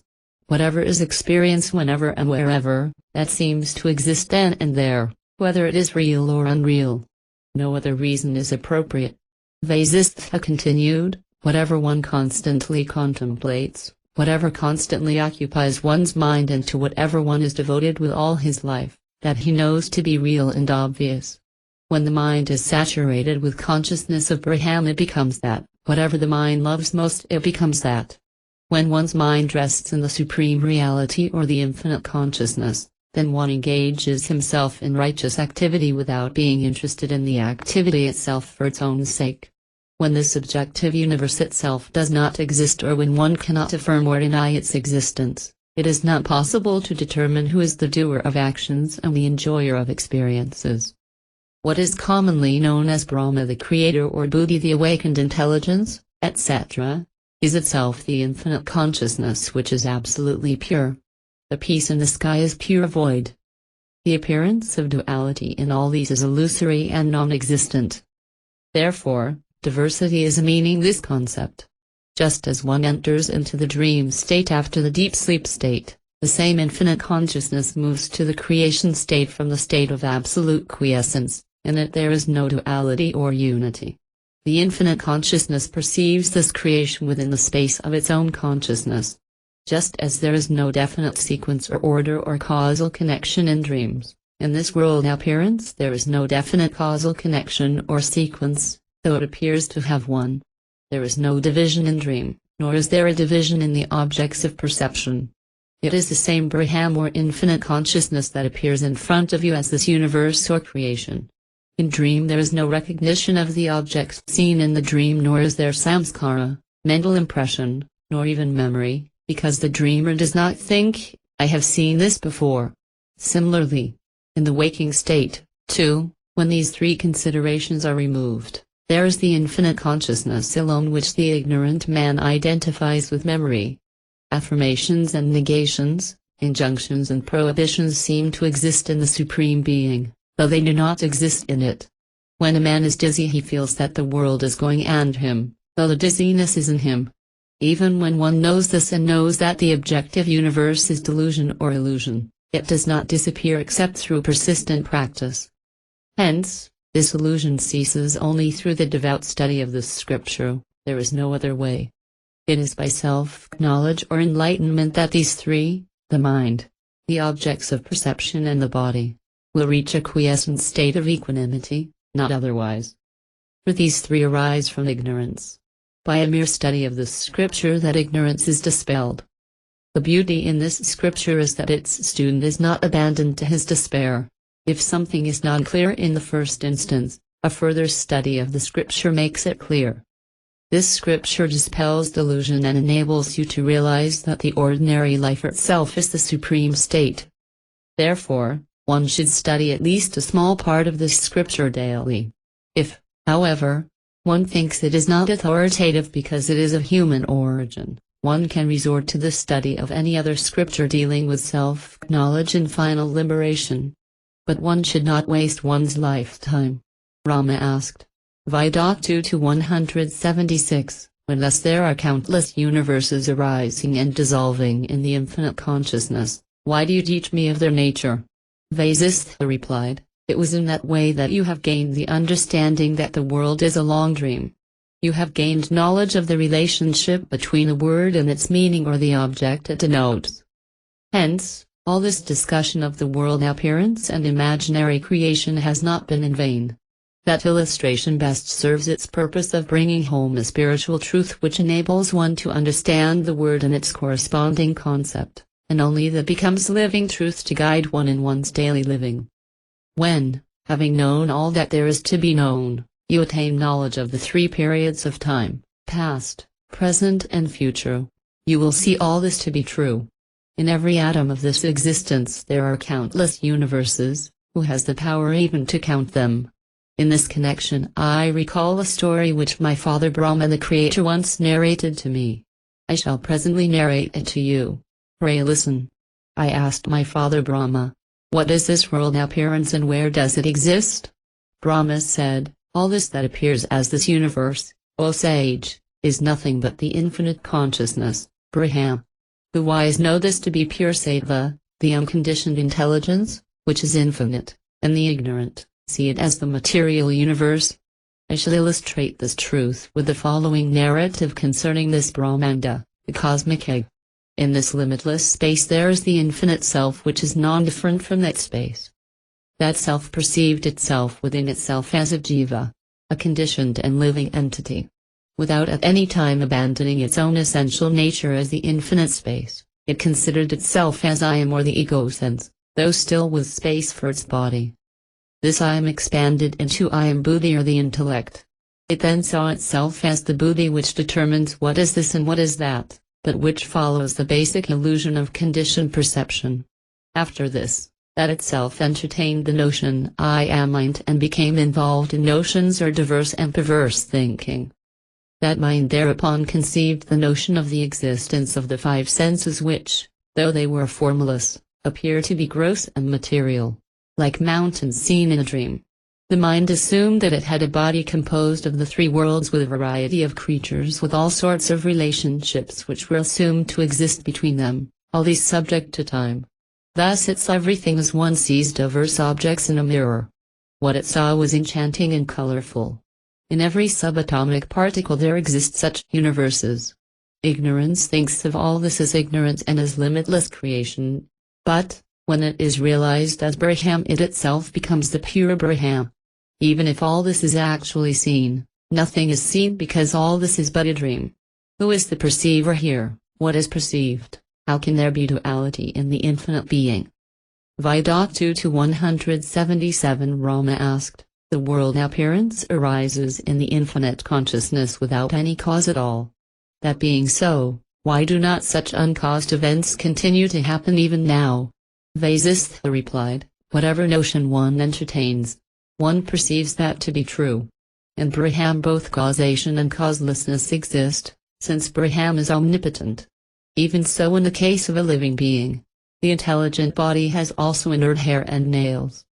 If something other than Brahman is experienced, then surely there is perverse causation which is responsible for that. But, when only the one infinite consciousness shines everywhere, in that what is the cause and what is the result? Rama asked, in the case of the ignorant, however, there is causal sequence. What is uncaused in him and how does it exist? Vasishtha replied, to the enlightened one, there is none who is ignorant. Why should we waste our time discussing what is non-existent? There are some things which are caused and there are others which do not have a cause. It depends upon one's point of view, what one regards as valid that alone he accepts as valid. This creation has no cause at all. The belief that the world was created by God, etc., is a play of words. There is nothing that illustrates this truth as the experience of dream does. If the creation as a dream is not clearly understood, there is great delusion. If it is rightly understood, delusion vanishes. Speculative reasoning advanced in connection with this creation is ignorance and foolishness. Is fire the cause of the heat which is natural to it? The constituents of a body are in fact formless, ethereal substances, hence the physical body has no real cause. Also, what can be the cause of the body which experiences the non-existent universe? All this is natural to nature, whatever it may be, even if a cause may be assumed. Even the word nature that is used here is a figure of speech. Therefore, all these objects and their assumed causes are but delusions that arise in the mind of the ignorant. The wise ones know that all effects proceed from causes. When one dreams of being robbed and when one knows that it was but a dream, there is no sorrow. Even so, When the truth is realized, life is freed from sorrow. The truth certainly is that this universe has never been created, as creation had no cause in the first place. It came into being and it exists as a dream object exists in the infinite consciousness. It is Brahman alone and it shines in Brahman. Just as both sleep and dream are aspects of one sleep, even so this creation and dissolution of the universe are two aspects of the one indivisible, infinite consciousness. Rama said. V.2 to 178, Lord, there are substances in this world which are divisible and which are indivisible. The divisible ones collide with one another and the indivisible ones do not so collide with one another. For instance, one sees the moon and in a manner of speaking the eyesight strikes the moon without dividing it or touching it. I am asking this question from the point of view of the unawakened person. Who is it that governs the inhalation and the exhalation of the life breathed in the body? The body is solid and it offers resistance. What is that force which is subtle and which has no resistance in itself yet which is able to move the body? If that which is subtle and non-soft-resistant can act on the solid and resistant substance, then why can one not move a mountain by the power of thought alone? Vasishtha said, the life breath enters the body and leaves it during inhalation and exhalation when the subtle nerve force which rests in the heart, expands and contracts like the bellows of the blacksmith. Rama said, in the case of the bellows of the blacksmith, it is the blacksmith who operates them. What is it that makes the nadi in the heart thus expand and contract? Vasishtha said, just as the blacksmith makes the bellows expand and contract in this world, there is an inner consciousness which makes all the inner organs function in the body. It is on account of this that everyone lives and functions in this world. Rama asked again, but, the body and all its constituents are solid, how does the subtle consciousness move them? For there is no contact between the solid and the subtle. Vasishtha said, listen to this teaching which uproots the whole tree of doubt. There is nothing solid and resistant in this world. All things everywhere are forever subtle and non-soft-resistant. All this is pure consciousness, which experiences these apparent solid substances as one experiences dream objects. Earth, water, wind, space, the mountains and the oceans, etc., are all subtle consciousness only. Even so are the mind and all the rest of the inner instruments. In this connection I shall narrate to you an ancient legend. I have already narrated the same story to you in another context. Listening to it, you will realize that all that you see here is pure consciousness and nothing else. Vasishtha continued, there once lived a Brahmana named Indu. He had 10 sons. In course of time, Indu passed away and his wife too followed him to the other world. The sons performed the funeral. They were not interested in the affairs of the world. They began to consider what might be the best form of contemplation that would enable them to live like gods. In pursuit of their aspiration, they went away to the forest and they engaged themselves in intense contemplation and penance. They remained like statues or painted pictures. Their bodies withered away and what remained was consumed by carnivores. They were immersed in contemplation. I am Brahma the Creator, I am the world and I am the entire creation. Now that the minds of these 10 were devoid of embodiment but were saturated with such contemplation, those very minds became what they contemplated. Thus it is their thought that exists as this creation. This universe is pure consciousness. Even the earth, the mountains, etc., are pure consciousness. What else is it? Just as the minds of the sons of Indu manifested here as the universe, even so the notion of the universe or creation that arises in Brahma the Creator itself appears as this creation. Hence, all these elements, the earth and the mountains are all nothing but pure consciousness. The potter known as consciousness, with the help of the wheel of his own body, consciousness, and of clay which is also his own body, fashions this creation. If all these creatures and substances are not consciousness, what else are they? This creation stands in the same relation to consciousness as radiance to a jewel. All this is indeed Brahman. This is certain and indisputable. As and when this truth is clearly seen, immediately there is an end to sorrow. If this truth is not seen, then sorrow becomes firmly and solidly established. The wicked and the ignorant do not see this truth. In their eyes this samsara is a solid reality and they do not perceive this truth at all. There are no forms. There is no existence nor non-existence, no birth and no death. There is nothing known as reality, nor something which can be called unreal. The Supreme, which is absolute peace, perceives this creation within itself. It is not independent of Brahman, the infinite consciousness, so why create the false notion of an independent manifestation? In its unliberated form it has thousands of eyes and other limbs. In its liberated state it is all peace, tranquility. Enough of such descriptions. Vasishtha continued. Vidatu to 179. All the three worlds are but pure consciousness. They are the unconditioned mind, sattva. The elements and the creatures which the ignorant visualize in these worlds do not exist at all. Such being the truth, where is a solid body, etc. Whatever is perceived here is truly non-solid and extremely subtle consciousness. Consciousness alone exists in consciousness, peace rests in peace, space exists in space, wisdom alone exists in wisdom. Where is the body and where are the limbs, where are the internal organs and the skeleton? Know that this body is pure consciousness which is like space, subtle though it looks solid. The arms are consciousness, so are the head and all the senses. All these are subtle and there is nothing which is solid. This world seems to arise in the infinite space or Brahman, like a dream. Because of the very nature of the infinite consciousness, it seems to exist as this creation. Therefore, it is both caused and uncaused. Of course, without a cause there is no effect. Whatever one constructs in one's own consciousness is also seen by oneself. Just as in dream all things appear everywhere in every manner, even so in the waking state the world appears in all manner everywhere. One becomes many, just as the sons of Hindu became the universe by the power of their contemplation.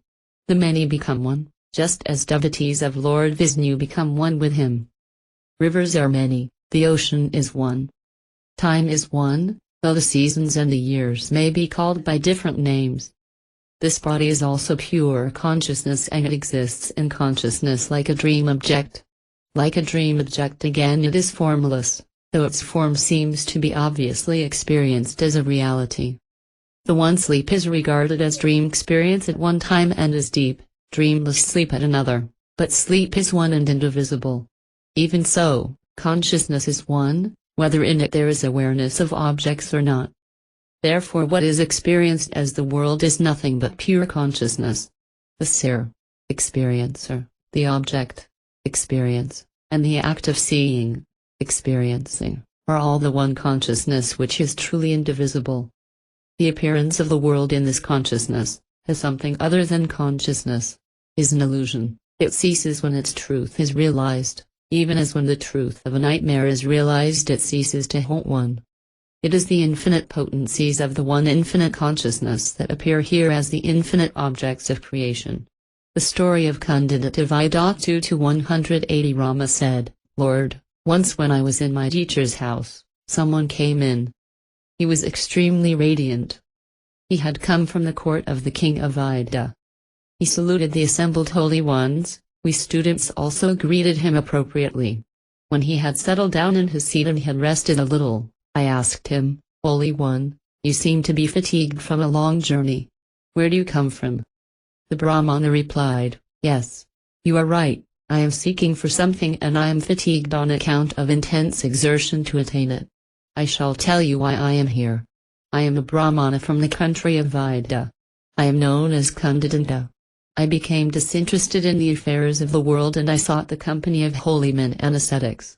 On the Sri mountain I lived for a considerable time practicing penance. On that mountain one day I saw a strange sight. An ascetic dangled from the branch of a tree with his feet tied to the branch. I saluted him and drew near to him. I thought, this ascetic is surely alive, for his body responds to the changes in the climatic conditions. I stayed there for a few days and served him and won his confidence. One day I asked him, with what aim are you engaged in this penance? The ascetic replied, embodied beings have many interesting goals in life. I insisted in my question. The ascetic said, I was born in the city of Mathura and was brought up there. I had acquired knowledge of the scriptures. I heard the king enjoys all kinds of pleasures. I was inspired by that goal. I decided to become the emperor of the entire world. Hence, I came here and have been engaged in this penance for the past 12 years. I have answered your question. You had better go your way. I shall continue my penance. The Brahmana continued. I requested him to accept my service as long as he carried on his penance. The moment I said this, he closed his eyes and became as if dead. For 6 months from that day I remained in that place and served him. One day there appeared on that scene a being as radiant as the sun. I offered him due worship, and the ascetic worshipped him mentally. That radiant being said to the ascetic, "O ascetic, let this asceticism cease and I shall grant you the boon of your choice. You will become the emperor of the whole earth and rule for 7,000 years, remaining in this very body of yours." After bestowing this boon, the radiant being vanished from sight. When he had gone, I said to the ascetic, "Now that you have obtained the boon of your choice, terminate this penance and return to your normal duties." He accepted. I snapped the rope with which his feet were bound to the tree. Both of us then went to Mathura. The Brahmana Pandita continued. Vidaktu to 181, en route to Mathura we spent some time in a village known as Radha and 2 days in the city known as Salim. On the 3rd day we reached a forest. There the ascetic abandoned the popular route and said to me, "Let us go to the Gauriaswaramam which is near here. There my 7 brothers live. We are 8 brothers. Though we were born as separate individuals, we were all united in the one consciousness and we all had the same goal which we determined to reach. On account of that, they too are engaged in the performance of penance. I came here along with them and in the beginning I saw this forest in which there were the Gauriaswaramam. Come, let us go to the Asramam which purifies one of all sins." The minds and the hearts of even scholars and knowers of the truth are filled with eagerness to visit holy men. Surely, we should consider it a great blessing to have the opportunity of visiting this hermitage. When we approached the area of the Asramam, we saw only barren ground as if a deluge had washed the hermitage away. There was not a tree, no hermitage, no human being, no sage, nothing. Both of us simultaneously exclaimed, "Alas! What has happened to this place?" Then we roamed the area and saw a solitary tree. When we approached this tree, we saw seated under it an aged ascetic who was deeply engrossed in samadhi. We sat near him and waited for a considerable time. But he did not get up from his meditation. I then went near him and shouted at the top of my voice, "O sage, get up from meditation." When I said this, the sage opened his eyes and uttered these words in a voice resembling the roaring of a lion, "Holy ones! Who are you? What happened to the Gauriaswaramam that stood here? Or who has brought me to this desolate place? What epoch is the present?" "We are puzzled."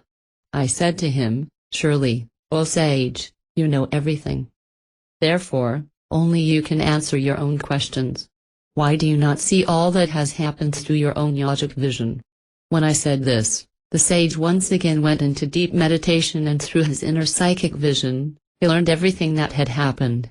The sage remained silent for a while and then said to us, "Holy ones, listen to this wondrous narration." The sage said, "You see this tree here? Because of my presence here, it blossomed profusely.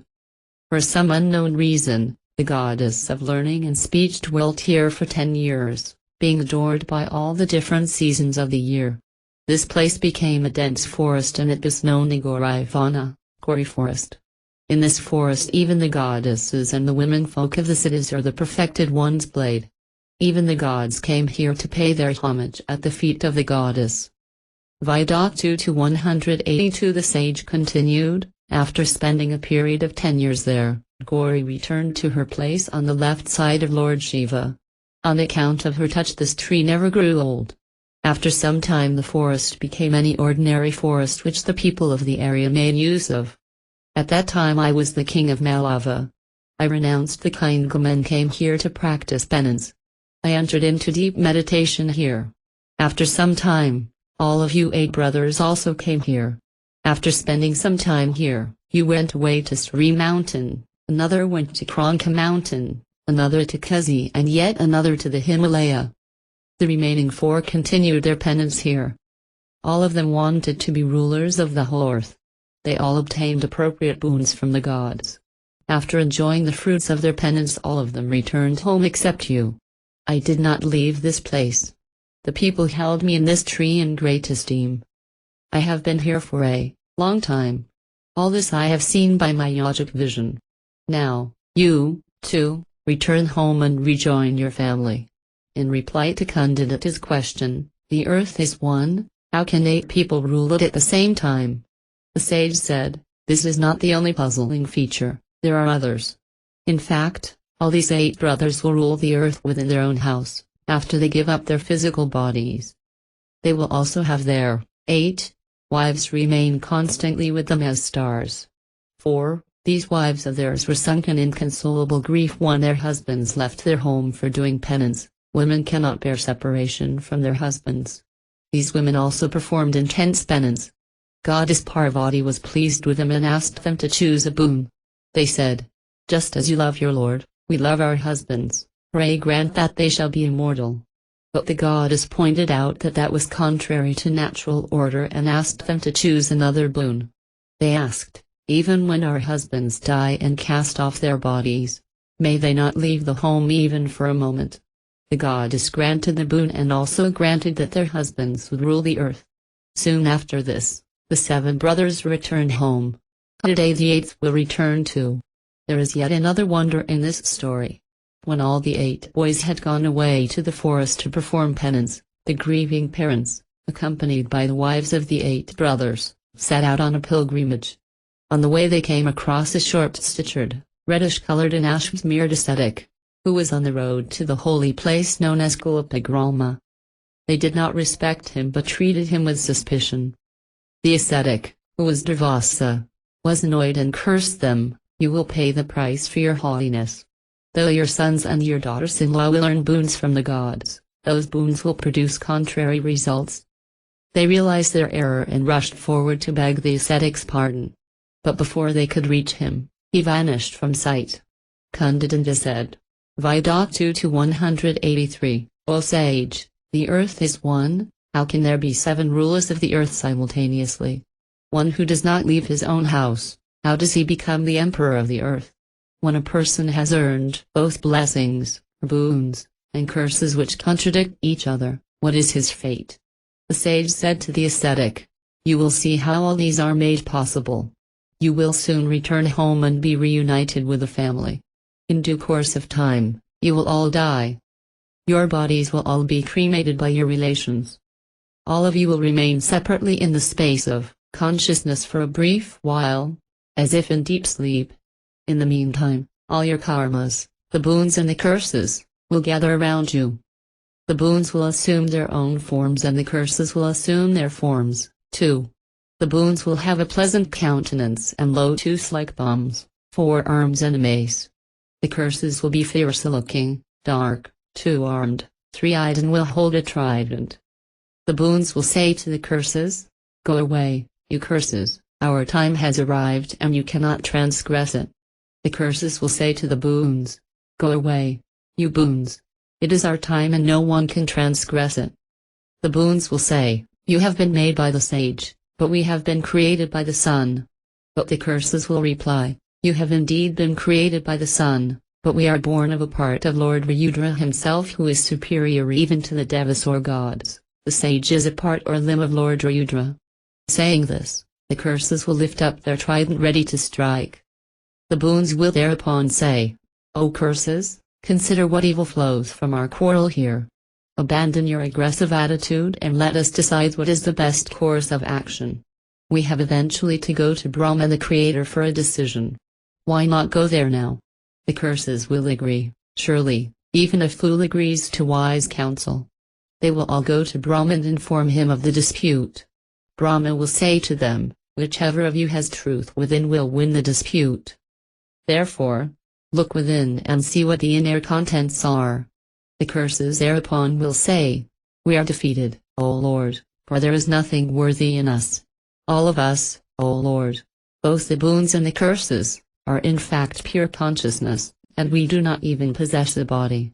The sage continued, The curses will further say, the consciousness which grants the boon through the giver of the boon considers in the receiver of the boon I have received the boon. The same consciousness experiences suitable embodiment and the fruits of the boons.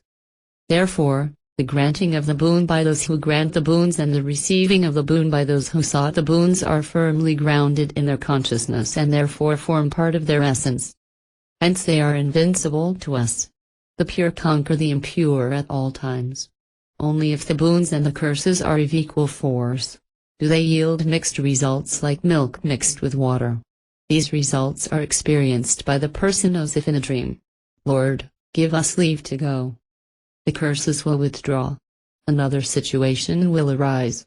Here the very boon that the jivas of the brothers would not leave the house, turns into a curse and challenges the boon that they would rule the whole earth. The former will appeal to Brahma the Creator for a ruling. Brahma will say, though the two boons seem to be conflicting on the surface, indeed both them have already been fulfilled. For the 8 brothers exist within their own house, yet they also exist as the rulers of the whole world since their physical bodies have been shed. All the boons will now question Brahma. We have heard that there is only one earth. How is it possible for all the 8 brothers to rule the earth and yet remain in their own house? Brahma will say, your world and our world are all pure void and they exist within a subatomic particle, as a dream object is experienced within oneself. What is then so astonishing about the 8 brothers experiencing the existence of several worlds in their own house? Immediately after death, this world is realized exactly as it is, as a dense void, within one's own mind. Even in an atom the entire earth shines, not to speak of the house. Whatever is the infinite consciousness, there is naught known as the earth. When Brahma says this the boons will bow to him, and, having abandoned their false notion of a physical existence, will resume their subtle existence. Then enter the 8 brothers, unknown to one another, will become the rulers of the earth. One will rule from Ujjaini. Another will rule over Sakadvipa. Another will rule over Kosadvipa. Another will rule over Salmaladvipa, sporting in water with celestials. Another will rule Krankadvipa and another Gomadadvipa, and the last will rule Puskaradvipa. Thus both the boons will duly be fulfilled. Kundadanta asked, Vidatu to 184, how can 8 earths exist in one house? The sage replied, the infinite consciousness, being omnipresent, shines everywhere in every way. The self perceives the worlds within itself. Kundadanta asked again, in one Lord, who is the infinite consciousness, how does diversity exist as if real? The sage said, there is only one infinite consciousness which is supreme peace. There is no diversity at all, though such diversity may be experienced. The diversity that appears to exist is apparent and false, like dreams and deep sleep. Though there seems to be movement, there is no movement. Mountains are not mountains. Even as in a dream, the nature of the self alone exists as all this. But even that nature does not exist, and hence diverse objects do not exist either. Whatever was fancied by the infinite consciousness in the beginning, that alone exists as it was. Even that fancy is not real. The infinite consciousness exists as it always exists. In flowers, leaves, fruits, pillars, trees and in everything as everything and everywhere, the Supreme Being alone exists as the other. The two expressions, viz., the Supreme Being and the universe are synonymous. When, through the study of the scriptures dealing with self-knowledge, this truth is realized, there is liberation. The content or the reality of notions and thoughts is Brahman or the infinite consciousness, and that itself is the content or the reality of the world appearance, too. Hence, the world is Brahman. Descriptions and that which is beyond description, injunctions and prohibitions, existence and non-existence, silence and non-silence, Jiva and the self, all this is Brahman. The reality alone appears to be the unreal appearance. When all this is Brahman alone, what is activity and what is renunciation and all the rest of it? In one sleep there arise both sleep and 1,000 dreams, even so in the one indivisible consciousness countless appearances arise. All these are essentially pure consciousness which is extremely subtle. They are really invisible though they appear to be visible. The whole universe, including Rudra, Vishnu and Brahma, is like a dream. In that single ocean of consciousness, this diversity with all its joys and sorrows arises. Just as one with defective vision sees strange objects in space, even so the ignorant perceive the world. The notion that arises in Brahma the Creator, known as the world order, brings about all these and sustains them.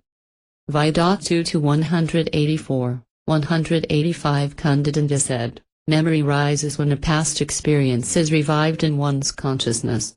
In the beginning of creation, whose memory expands as is creation? The sage replied, everything is seen and experienced even though all this had not been seen or experienced before, even as one may dream of one's own death. The very notion this I have seen before when repeatedly entertained becomes a memory. In the space of one's own consciousness the imaginary object appears. It cannot be said that it is real or unreal.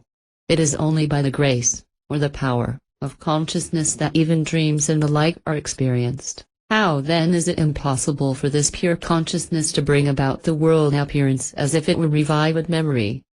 Just as at the end of deep sleep one dreams, even so in the infinite consciousness the three worlds appear. That which is called the world is pure void. What is, and what it is and from what it is, that which is all, exists everywhere at all times. Now, arise and do what has to be done. I shall resume my contemplation. For without such contemplation there is possibility of contact with sorrow. Kundadanda said, having said thus, the sage immediately closed his eyes and entered into deep contemplation. His life breath and his mind had ceased to move and therefore he sat there like a painted picture. We tried to speak to him, but he did not even hear us. We were sorry to lose him. However, we moved away from there and slowly reached the house. In course of time all the 7 brothers passed away. Only my friend, the 8th brother, lived. Later, he too passed away. I was overcome by grief. Therefore, once again I went to that sage at the foot of the Kadamba tree. I waited upon him. After 3 months he opened his eyes. In answer to my prayer, he said to me, I am devoted to contemplation or samadhi. I cannot stay away from it even for a moment. The truth does not become clear in you until it is heard again and again and meditated upon again and again. I shall therefore tell you what to do. Go to Ayodhya. There is a king there known as Dasaratha. His son is Rama. His guru Vasishtha is discoursing upon the means to liberation. Listen to this. By that means you will attain supreme peace. Having said this, he once again entered into samadhi. I then came to this place to be with you. Rama said, that Kundadanta is sitting next to me and has devoutly heard this discourse on the means to liberation. Today he is free from all doubts? Vasishtha asked Kundadanta. V.2 185, 186, tell us what you have learnt during the course of this discourse. Kundadanta replied, conquest of the mind alone is the destruction of all doubts. I have knowledge in which there is no contradiction. All my doubts are at rest. I am firmly established in the supreme state. I have learned this from you. The infinite self or consciousness alone exists in the infinite space as this world.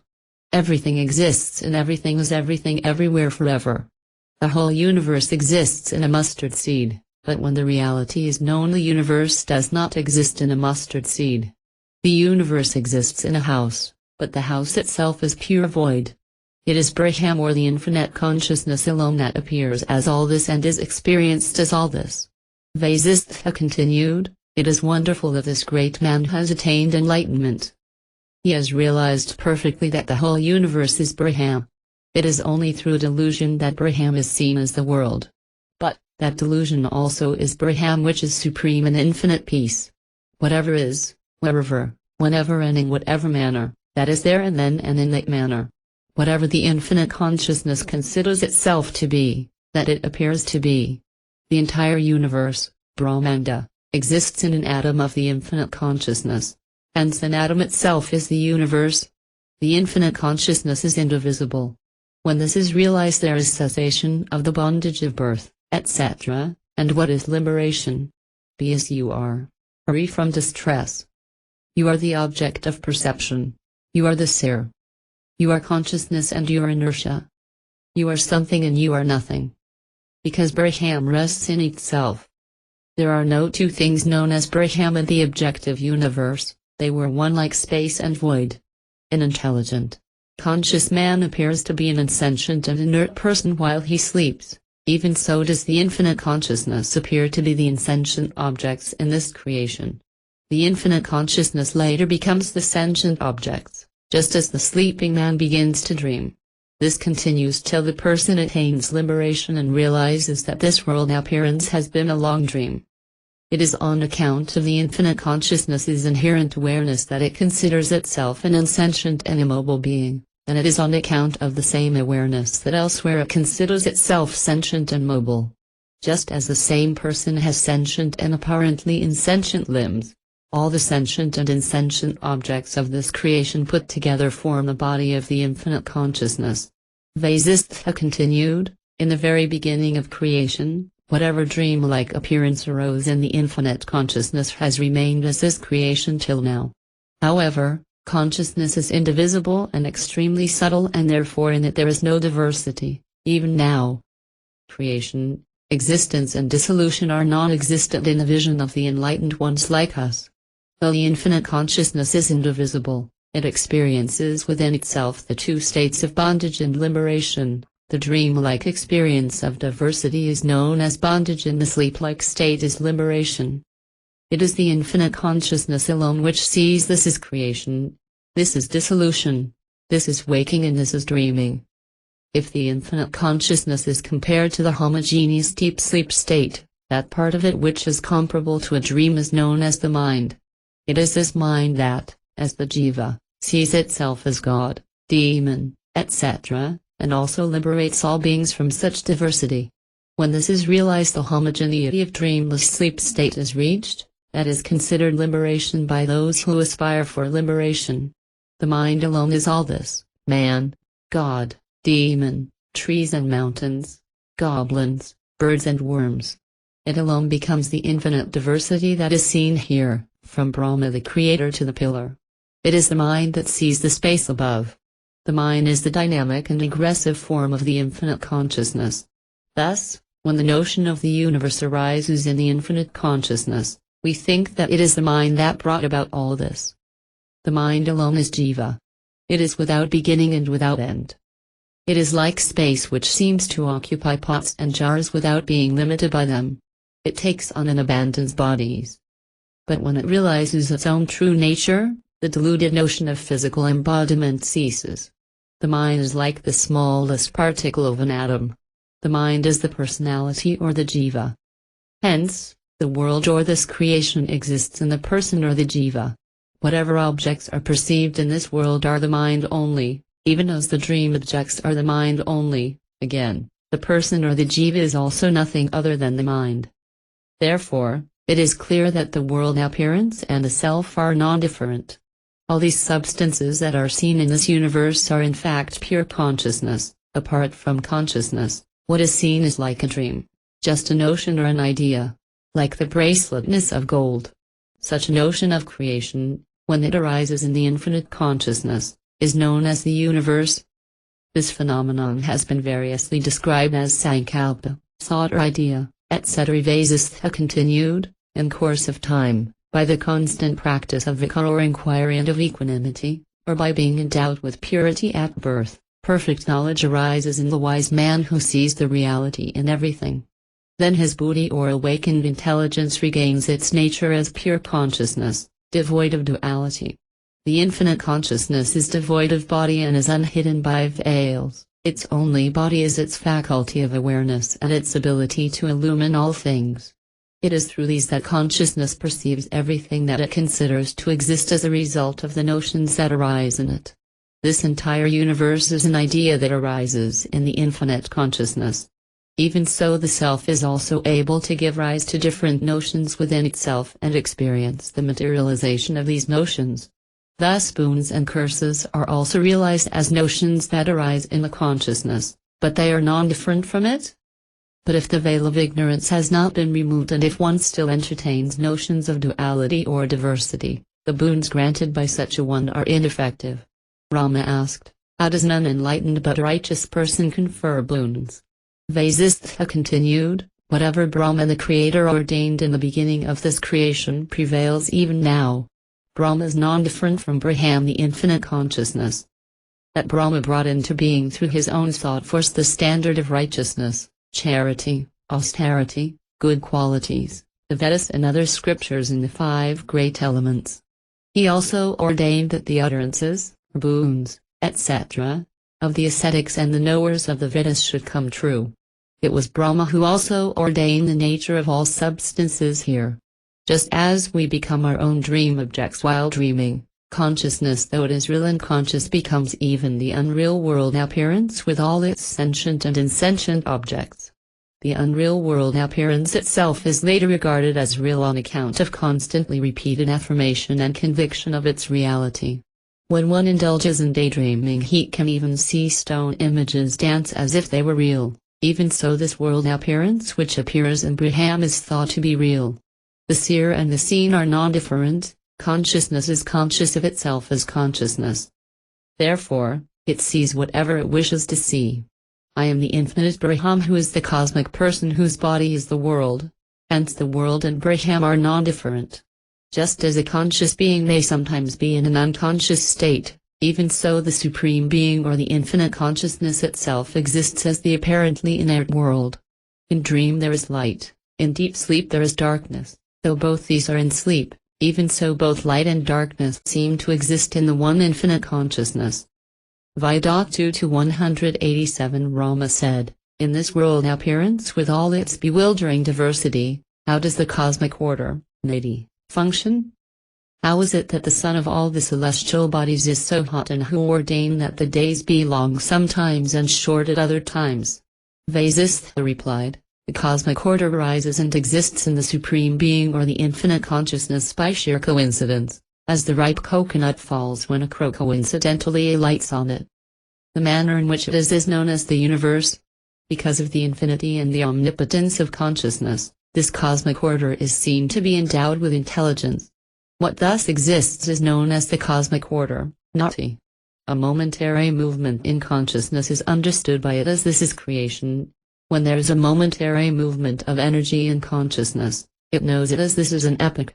Similar movement of energy in consciousness alone is known as time, action, space, substance, etc. Even form, sight and the thought concerning these are but movement of energy which arises of its own accord in consciousness, which is formless. Whatever arises in this manner is known as the character of the respective substance. This has come to be known as the cosmic order. Essentially, a moment and an epoch are similar movements of energy in the infinite consciousness. They both arise naturally in consciousness and are therefore regarded as nature or the cosmic order. In this manner, in the one consciousness countless substances arise with their own characteristics. Thus, for instance, the earth is endowed with solidity and firmness and is able to support living beings. That is its characteristic in the cosmic order. Even so, it is the same in the case of the 5 elements, etc., including the sun. Their characteristics arise in the infinite consciousness as a corresponding movement of energy, and they come to be known as the cosmic order. The stellar sphere revolves like a wheel, again on account of the movement of energy that arises in consciousness. In that, some are brilliant and some less brilliant and some do not shine at all. Diverse are the characteristics of these diverse objects in this world appearance. In reality, however, these have not really been created as objects. It is the infinite consciousness alone that appears as all these. The manner in which they appear to exist as long as they do exist is known as nature or the cosmic order, Nati. Vasishtha continued, within the infinite space is the root element of sound hidden, like a sprout in a seed. From this, foolish people have spun theories concerning a material creation for the entertainment of other fools. Nothing ever comes into being nor does anything cease to be. What is exists firmly established in the supreme peace like the center of a rock. Just as in the case of one who has limbs and organs, there is constant renewal of the cells, atoms, constituting those organs endlessly, even so there is no end to the existence of universes in the Supreme Being. The infinite consciousness becomes aware of a part of its own being and thus awareness arises in it. This is followed by the notion of relationship, the word and its corresponding object. Since this awareness is endowed with the faculty to observe and examine what it observes, it is recognized as consciousness. Out of this mass of consciousness arise jiva and all the rest of it. However, at this stage it is still not individualized, for want of ignorance. But when ignorance arises in it, then it is turned towards samsara. It is filled with the unborn elements. At this stage, the ego sense or individualization arises along with the sense of time. This is the vital factor in the existence of the world. It is the consciousness itself that thus becomes individualized.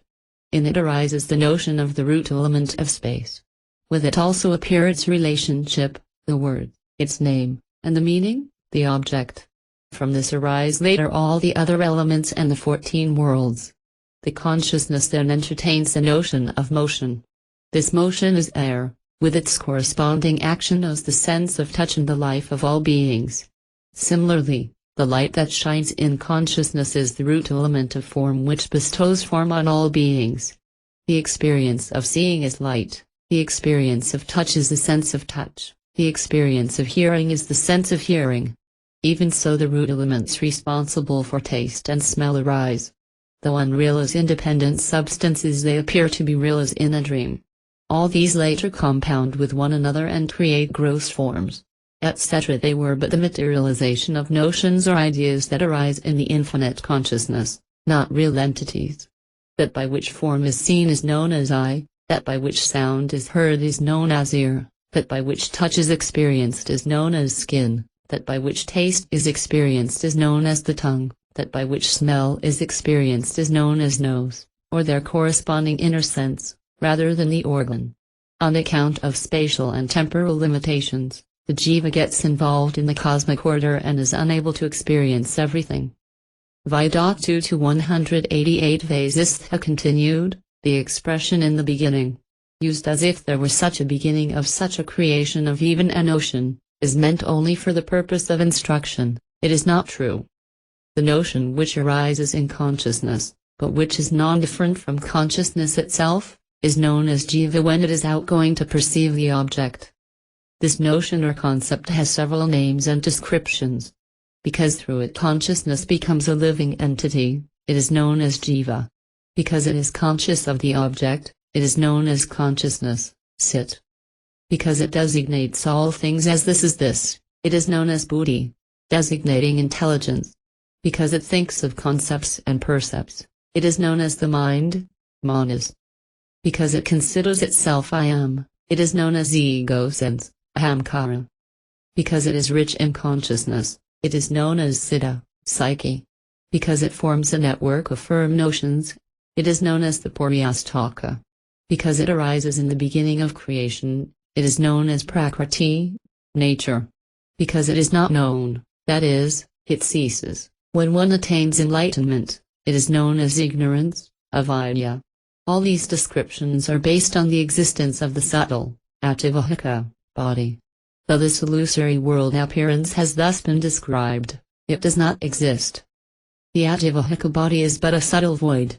It does not arise and, therefore has no need to cease.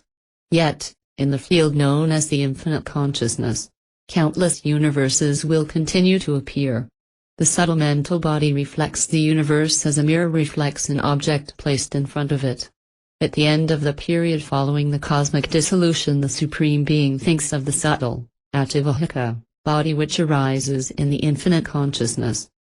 This subtle body thinks of itself as Brahma, Virat, Vishnu, etc. Whatever the subtle body identifies itself with, that it appears to be. Though all these diverse entities seem to have been created, it is only an optical illusion. For nothing is ever created. Everything is but pure void which pervades all. The beginningless Brahman alone exists. However, on account of the fact that this cosmic subtle body entertains the notion that it experiences this diversity, such diversity seems to be uncontradicted truth. In this ativahika, subtle, body there arise the thoughts or concepts of physical bodies and their component parts, concepts of birth, activity, etc., concepts of time, space, sequence, etc., as also concepts of old age, death, virtue and defect, knowledge, etc. Having conjured up these concepts, the subtle body itself experiences the objective universe composed of the five elements as if it existed in reality. But all this is surely illusory, like dream objects and dream experiences. Vasishtha continued. Vidatu to 189, the cosmic subtle, Ativahika, body that arose as the creator Brahma by sheer coincidence, just as a ripe coconut falls when a crow alights on it, continues to exist on account of the inherent nature of consciousness. It itself is the universe. The seer, the seen and the act of seeing are all unreal. Or if they are all considered real, even then they are all Brahman, and Brahman alone is real. The cosmic subtle body arises of its own accord and that itself becomes a solid substance by being constantly thought of as such, even as a dream may appear to be real when it is prolonged. Thus, even materiality or substantiality arises of its own accord from the subtle, Ativahika, body. I am this, I am that, thus the notions that arise in that body appear as mountains in the various directions, but all this is mere delusion, appearance or optical illusion. When the Ativahika body is thought of as material or physical substance by the creator Brahma, such materiality arises. Consciousness considers itself as Brahma the creator. It considers, this is body and this is the support for the body, and thus creates a relationship between the body and the support which thereafter becomes a bondage. When there is the notion of reality and unreal phenomena, there is bondage. When many such notions arise, then diversity is brought into being. That person then utters sounds, makes gestures and indicates whatever he wishes to convey. He sings the mantras of the Veda after uttering Om. Soon he engages himself in diverse activities with the help of all these. He is of the nature of the mind, and whatever he thinks, that he experiences. It cannot be difficult for one to see his own nature and that which has arisen in him on account of his own nature. However, when he thus perceived the notion of the world within himself, soon it became a solid reality. Though this physical and material universe is but a long dream or magic product, it shines as if it is true in the subtle body or Brahma the creator. Hence, it is clear that the physical or material universe does not exist at any time anywhere. The subtle body itself appears to be the solid body on account of the notion of such solidity arising in it repeatedly. Its very source is unreal. The sole reality in all this is Brahma. There is naught here but Brahma. Vidatu to 190 Vasistha continued. When knowledge becomes the object of knowing, it is known as bondage. Liberation is when knowledge ceases to be such an object of knowing. Rama asked, how does the firm conviction that knowledge is the object of knowing come to an end? Vasistha said, when there is full awakening, the dullness of intelligence comes to an end. Then liberation, which is formless, peaceful and real, comes into being. Rama said, what is that perfect awakening which is perfect knowledge and by which a living being here is freed from bondage? Vasistha said, knowledge does not have an object to know. Knowledge is independent and eternal. It is beyond description and definition. When this truth is directly realized, there is perfect knowledge. Rama said, what is the division that arises between knowledge and the object of knowing? In what sense do we use the word knowledge? Vasistha said, full awakening or enlightenment is jnana or knowledge. Its contemplation is the means to such awakening. There is in reality no division between knowledge and the object of knowing. Rama said, if that is so, how has this deluded vision of knowledge in the object of knowing arisen in the first place and become firmly rooted? Vasistha said, it is on account of the deluded belief that there is something other than knowledge, something outside of itself, that the division has arisen. In fact, there is nothing either inside or outside. Rama said, all this that seems to be obvious, I, you, etc., and all these elements and the diverse beings that we surely experience, how can it be accepted that they do not exist? Vasistha said, the cosmic person or Virat and the cosmos, etc., did not in fact come into being at the very beginning of creation. Hence, there has never been an object of seeing at any time whatsoever. Rama asked, this world was, is and will be, and it is experienced every day. How can it be said that it was never created? Vasishtha replied, this world appearance is unreal even as the following are unreal, though they appear to be real: the dream objects, water and the mirage, the second moon when one is suffering from diplopia and castles in the air. Rama asked, how can it be said that I, you, etc., did not arise at all even in the very beginning of creation? Vasishtha replied, an effect arises from a cause, not otherwise. During the state of cosmic dissolution preceding the assumed creation, there is supreme peace in which there is no cause for the creation of a universe. Rama said, even during the state of cosmic dissolution, surely the unborn and eternal being remains. Why can it not be regarded as the cause for this creation? Vasishtha replied, whatever is in the cause that alone is found in the effect. Something which is unreal does not arise in the real. A piece of cloth is not produced with the help of a pot. Rama said, perhaps this whole creation exists in a subtle state in Brahman, the infinite consciousness during the cosmic dissolution, and perhaps that alone manifests itself during the next creation. Vasishtha replied, who has experienced the truth of that assumption, and so why repose faith in such a speculation? Rama said, surely the knowers of the truth have experienced in that state that there is pure and infinite consciousness. Of course space was non-existent then. The real and material world can obviously not spring from void. Vasishtha said, if that is so, then surely the three worlds are nothing but pure consciousness. To one whose body is of pure consciousness there is neither birth nor death. Rama asked, then, pray, tell me, how has this world illusion arisen at all? Vasishtha replied, in the absence of cause and effect, there is neither being nor non-being. How does this object of perception arise then? It does not. The self itself thinks of itself and experiences itself as the object of perception. All this is but consciousness and naught else. Rama asked, the inert object of perception thinks.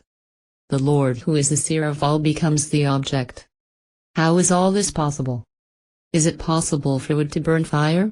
Vasishtha replied, the seer does not become the object of perception because the latter does not exist. The seer alone is all this, the one mass of consciousness. Rama asked, the infinite consciousness becomes aware of consciousness as its object within itself, and thus does this world appearance come into being. How does the object arise? Vasishtha replied, for want of a cause, the object does not arise at all. Therefore, consciousness is ever free and ever indescribable and indefinable. Rama asked, if that is so, how do the ego sense and such other categories arise? How does one experience the world? Vasishtha replied, for want of a cause, none of these things ever arises. Where is the object of perception? All the so-called created objects are but illusions of perception. Rama asked, in this pure consciousness, which is free from movement and therefore free from the awareness of an object, how does illusion arise? Vasishtha replied, O Rama, for want of a cause, there is no illusion either. All this, I, you and all the rest of it, is the one infinite peace. Rama asked, Lord, I am bewildered and I do not know what to ask now. I am totally awakened or enlightened, what shall I ask now? Vasishtha replied, in the absence of a cause for any of this, do not inquire into the cause. Why? Then you will easily rest in the supreme, indescribable reality. Rama said, I accept that for want of a cause there has never been a creation. But to whom does this confusion concerning knowledge and its object arise? Vasishtha replied, for want of a cause and also because the one infinite peace alone exists, there is no illusion either. You do not rest in that peace because you have not repeatedly contemplated this truth. Rama asked, how does contemplation arise and what is non-contemplation? Again, we are caught in the same trap. Vasishtha replied, in fact there is no illusion in the infinite. However, because consciousness is infinite and indiminishable, the concept of repeated contemplation of this truth arises in it. Rama asked, if all this is the one infinite peace, what is the meaning of the words teacher and student, and how does this duality arise? Vasishtha replied, the teacher and the student are all Brahman existing in Brahman. To the enlightened there is neither bondage nor liberation. Rama asked, if the diversity of time, space, matter, energy and all the rest of it do not exist, Then how has the concept of the oneness of this diversity come into being? Vasishtha replied, the diversity of time, space, matter, energy, action, and experiencing exists only in non-existent ignorance. There is no concept independent of this. Rama asked, if the duality of teacher and student is false, then what is awakening or enlightenment? Vasishtha replied, by awakening.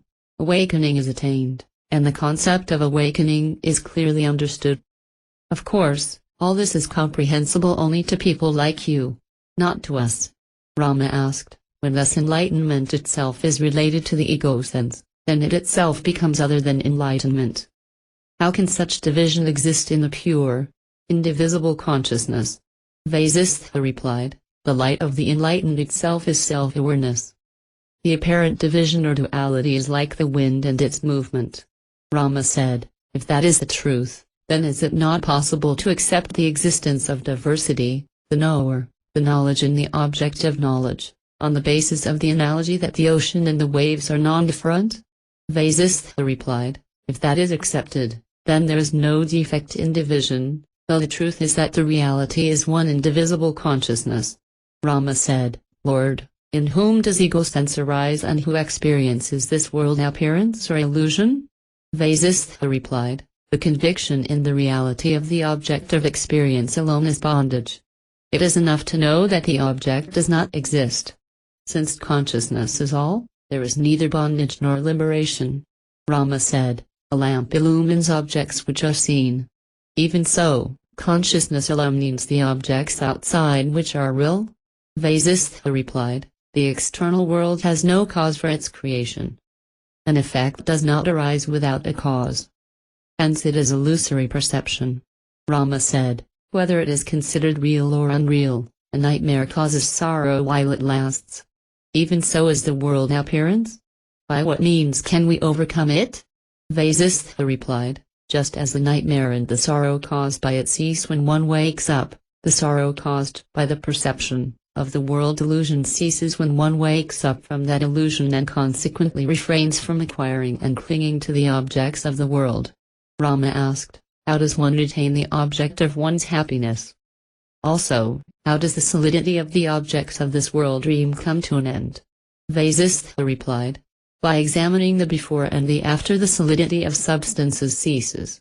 By the contemplation of the truth that it is even so in dream, the belief in the grossness of these substances ceases. Rama asked, when such belief has weakened, what does one see? How does this world illusion cease in his vision? Vasishtha replied, in his vision the unreal world appearance has the character of a castle in the air or a painting which has been washed by rain. His mind is free from vasana or psychological conditioning. Rama asked, what happens to him after that? Vasishtha replied, the world appearance which exists as a mere notion fades away. Soon he is totally free from limitations and conditioning. Rama asked, surely this conditioning has gained deep roots on account of being revived in very many lifetimes. How does it cease? Vasishtha replied, by the realization of the truth that all objects and substances exist in the self or the infinite consciousness is perverted notions, his hold on those substances, and vice versa, comes to an end. The wheel of samsara stops by and by. Rama asked, what happens then and how does he attain peace? Vasishtha replied, when thus the illusion of solidity of the objects has ceased and even the effort at restraining that illusion has ceased, all reliance on the world comes to an end. Rama asked, when this world appearance exists as an idea in a child's mind, why does its cessation not cause sorrow? Vasishtha replied, how does sorrow arise when an imaginary object is lost? Hence, as long as there are thoughts, notions, concepts and percepts in the mind, one should be engaged in inquiry into their nature. Rama asked, what is the mind, Siddham? How does one inquire into its nature and what is the fruit of such inquiry? Vasishtha replied, consciousness becoming aware of itself as an object is known as Siddham, mind. Inquiry is what you are doing now. By this, mental conditioning comes to an end.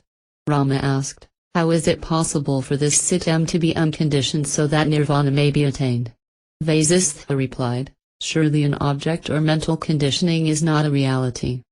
Hence, the Siddham too is not a real entity. Rama said, but we do experience its existence. Vasishtha replied, the world is not what it appears in the eyes of the ignorant. What is real in the eyes of the enlightened is indescribable. Rama said, what is the vision of the ignorant? And why is it indescribable in the eyes of the enlightened? Vasishtha replied, the ignorant perceive the world as having a beginning and an end. The enlightened do not see it at all, for it has not been created at all and hence does not exist. Rama said, but how is it that we experience its existence? Vasishtha replied, it is experienced as an object is experienced in a dream when it does not exist in truth. Rama asked, but, then, it is because of the previous experience in the waking state that the dream object is experienced. Vasishtha said, are these two experiences related to the same object? Rama replied, on account of the impressions created in the mind by the waking state, only such experiences appear in dream. Vasishtha said, in that case, why is it that the house that was destroyed in sleep is seen to exist the next morning? Rama said, of course, the waking state reality is not real during dream. What appears then is consciousness, Brahma. But how does that which had not been before come into being? Vasishtha replied, it is pure consciousness that shines at all times as if all this had been experienced before, whether or not this is the case. Rama asked, Lord, how is this illusion got rid of? Vasishtha replied, inquire. How can this samsara appear to exist, when it has no cause to come into being? Rama said, the mind, Siddham, is the support for the dream objects and hence they are mind only.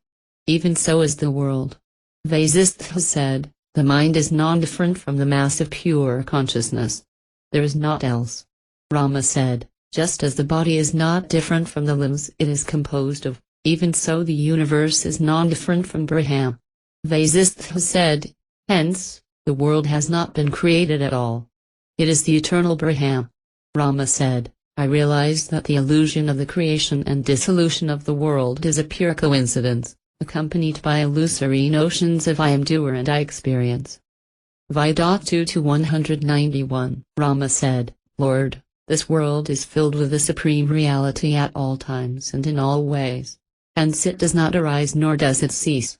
The world appearance is an illusion, but whether it is regarded as an illusion or not, it is in reality Brahma only. Vasishtha said, Brahma shines in itself as itself coincidentally, just as a ripe coconut falls when a crow happens to alight on it, and that is known, by itself and in itself, as this creation.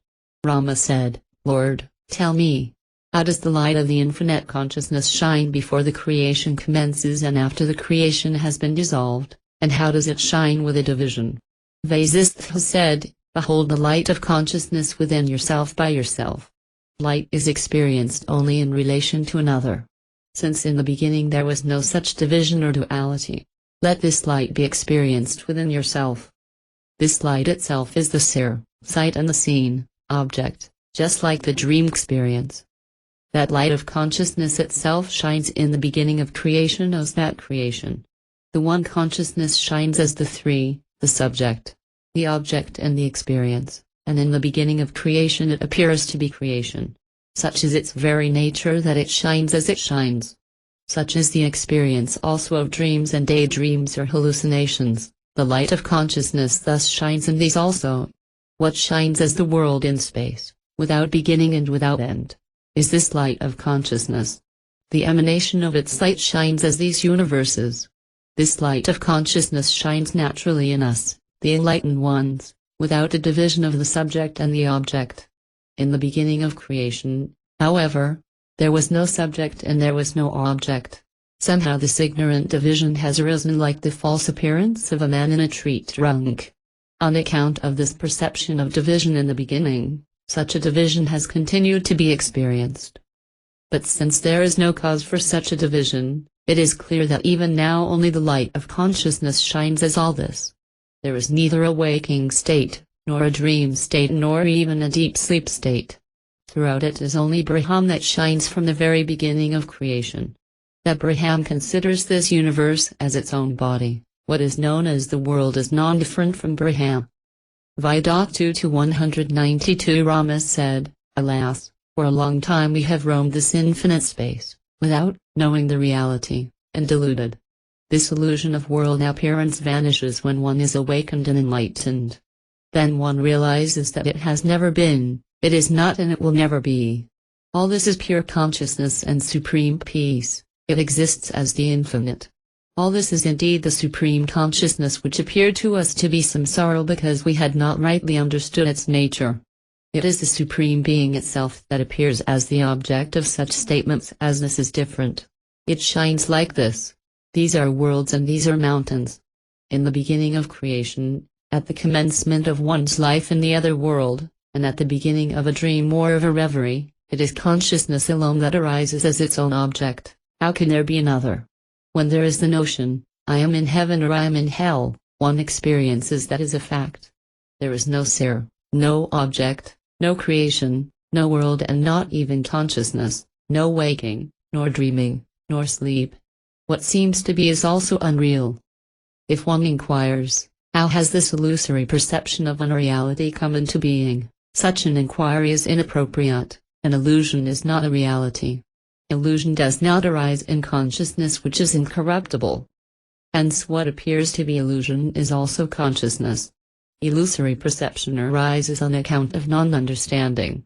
Like one's own death in a dream, when one inquires into the nature of the reality, the illusion vanishes.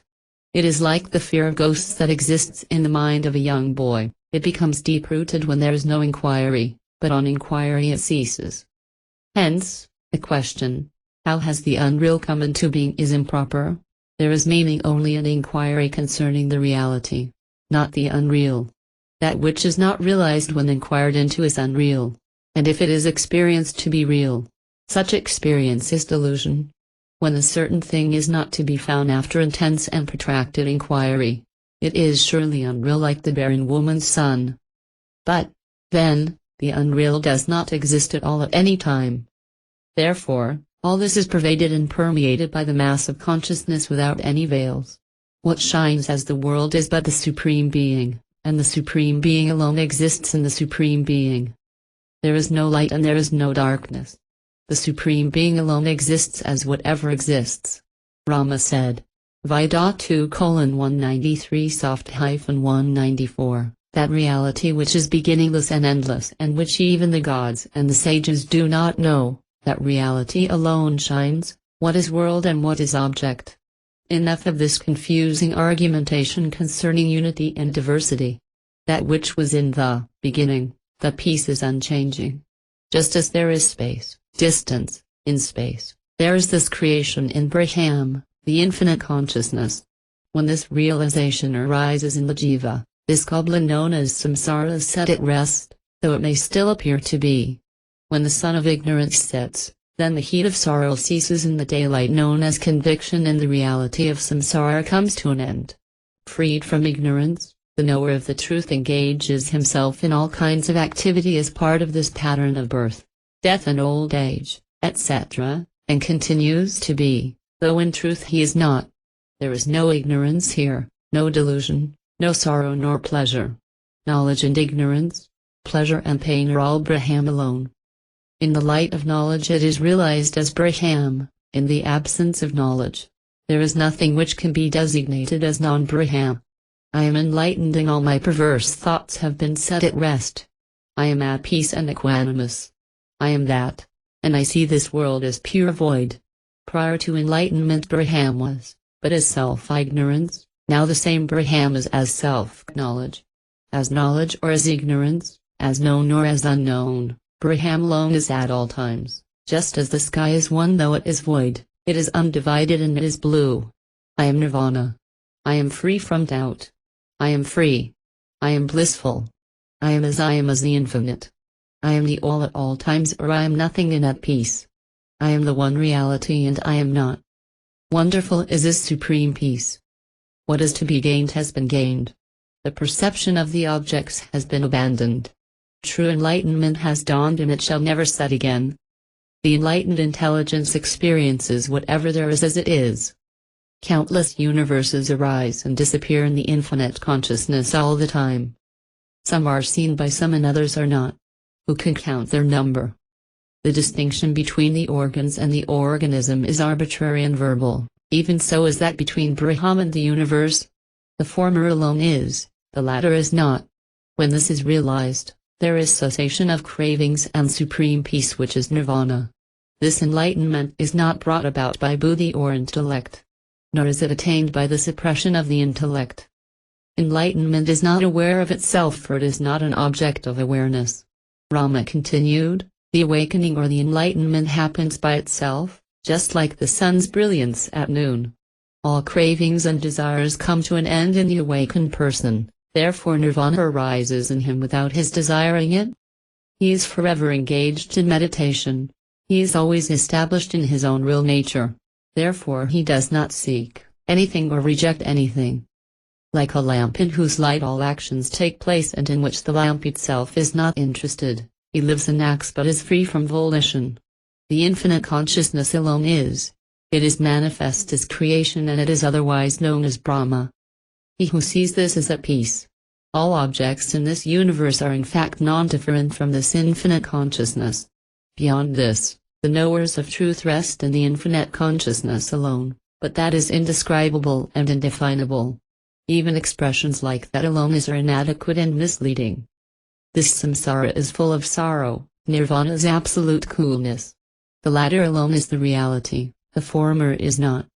Like the uncarved figures that exist in a piece of wood, this samsara exists in the infinite consciousness, which is indivisible but experienced diversely by diverse beings, each of whom carves out of it, as it were, what he desires, whether it is pleasure or liberation. However, all these are in essence the reality itself, even as the carved figures are in essence non-different from the wood. The life or death of relatives seen in a dream has no effect on oneself after awakening from sleep, even so the enlightened ones are unaffected by the world's soft appearance. When all this is seen as the one infinite consciousness, there is no room for delusion. There is cessation of craving. Cessation of craving intensifies awakening or enlightenment, and the latter intensifies the cessation of craving. The hallmark of enlightenment is the cessation of craving. When the latter is absent, there is no enlightenment but scholasticity, which is in fact ignorance or viciousness. If these two do not promote each other, then they are obviously unreal and absent. The perfect cessation of craving born of the perfect enlightenment, itself is known as liberation. When this is attained, one does not grieve even though continuing to live.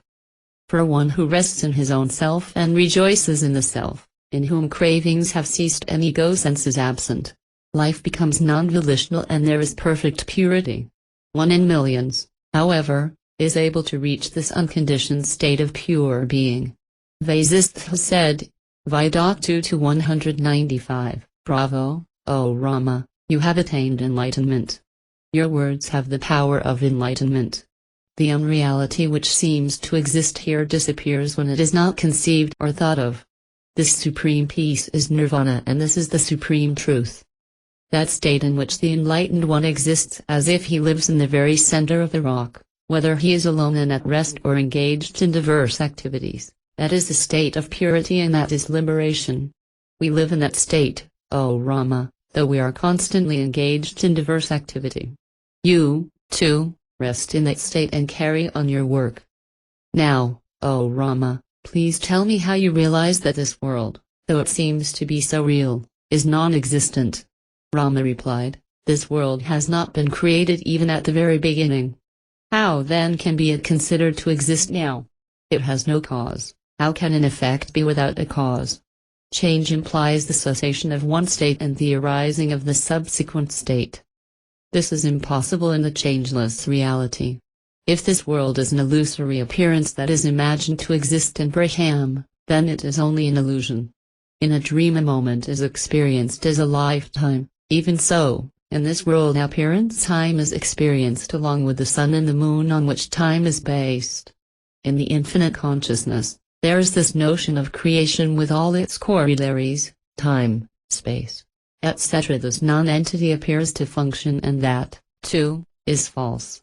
The accidental arising of this notion appears to persist and become deep-rooted.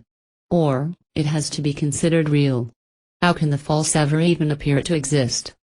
Or perhaps there is no such thing as the real and nothing is unreal. Whatever is, is. That which is as clear as the sky, full as the center of the rock, silent and peaceful as the stone, and infinite. Such is the creation. For this creation exists in the pure, infinite consciousness which is the reality of all thoughts and concepts which together form the subtle body, as it were, of the infinite consciousness. The pure experiencing or awareness that arises in that body is known as this creation. Thus this creation itself is Brahma. In the Supreme Being itself does the other, creation, exist, the latter belongs to the former and is non-different from it. It is therefore Supreme Peace itself. There is neither a creation nor movement nor activity. When dream is realized as dream, the false notion vanishes. Awareness drops its object, the world, and rests in the infinite consciousness. Vasishtha asked, why should we not assume that just as the seed is the cause for the sprout, Brahma is the cause for the creation? Rama replied, the sprout in the seed is not seen as sprout, but only a seed. Hence it is only seed. In the same way, if this world exists in Brahma, it is only Brahma and not the world, and Brahma undergoes no change. Since Brahma is unchanging and formless, it is impossible to accept that it gives rise to the world which is changing and which is endowed with form. To say that this creation exists in the indivisible Brahma just as a gem lies in the box, is meaningless prattle. The theory that the Supreme Brahma is the support for the universe which has a form is also unacceptable. That which has a form must perish. The concept that this world is but a dream object that has thus materialized is unacceptable, for the dream objects are those which have been experienced by oneself. However, the waking and the dream realities belong to two different planes, for the person whose death was dreamed of is seen on waking up from dream. Thus the world has not been created even as a dream object, but just as the dream soft-object is only consciousness, even so all that is seen as the world is only the infinite consciousness. There is not known as real, unreal, experiencer nor experience, nor are these experienced. Whatever is indescribable. In the infinite consciousness all distinctions between being and non-being vanish. Brahma exists as Brahma in Brahma, just as space exists as space in space. This that is known as creation is the indivisible Brahma only. Just as the seed that has been sown begins to sprout, the movement in Brahma becomes capable of being described. All beings in the universe appear to me to be enlightened. To those who consider it real, this world appears to be real. To those who are endowed with self-knowledge it is a false appearance. In fact it is Brahma only. In the vision of the knowers of the reality all that exists, both the sentient and the insentient, the mobile and the immobile, is pure void. I am void. You are void. The universe is pure void. I salute the best of all beings, who is like the limitless space, with a knowledge that is like the limitless space and which is free from subject soft-object. Knower and knowable, relationship. You have transcended all the states described in the scriptures and you remain established in the supreme non-dual consciousness. This supreme truth is established only in total silence, not by logic, discussion and argumentation. Rama said. Vedanta 2-196, 197. Thus, O sage, it is clear that self-knowledge is beyond the reach of the jugglery of words. How is it attained? By the conflicting statements of scriptures? If it is not so attained, what is the use of these scriptures? Pray tell me whether self-knowledge follows the instruction of the preceptor and the study of scriptures. Vasishtha said, it is true, O Rama, that the study of the scriptures is not the cause for the attainment of self-knowledge. Scriptures are composed of diverse expressions, the Supreme Being is indescribable. However, I shall explain to you how this study of scriptures has come to be associated with self-knowledge. The people of a certain village had been subjected to continued misfortune. They were starving and dying. Oppressed by poverty and misery, they began to consider ways and means of earning their livelihood. They decided that they would go into a nearby forest, gather firewood, sell it and earn a living. Thus they earned their living from day to day. In that forest they found also precious stones, which lay sometimes hidden and sometimes in the open. Of the people who went to the forest for firewood, some found these precious stones, others had excellent sandalwood, others found fruits, and yet others were unfortunate even there, and found only useless firewood. Of them, they who obtained the precious stones were free from poverty and sorrow immediately. As they were thus engaged in gathering firewood and making a living, one day they found the philosopher's stone, which fulfills everyone's wishes. They obtained with its help all that they needed and desired, and lived happily forever after.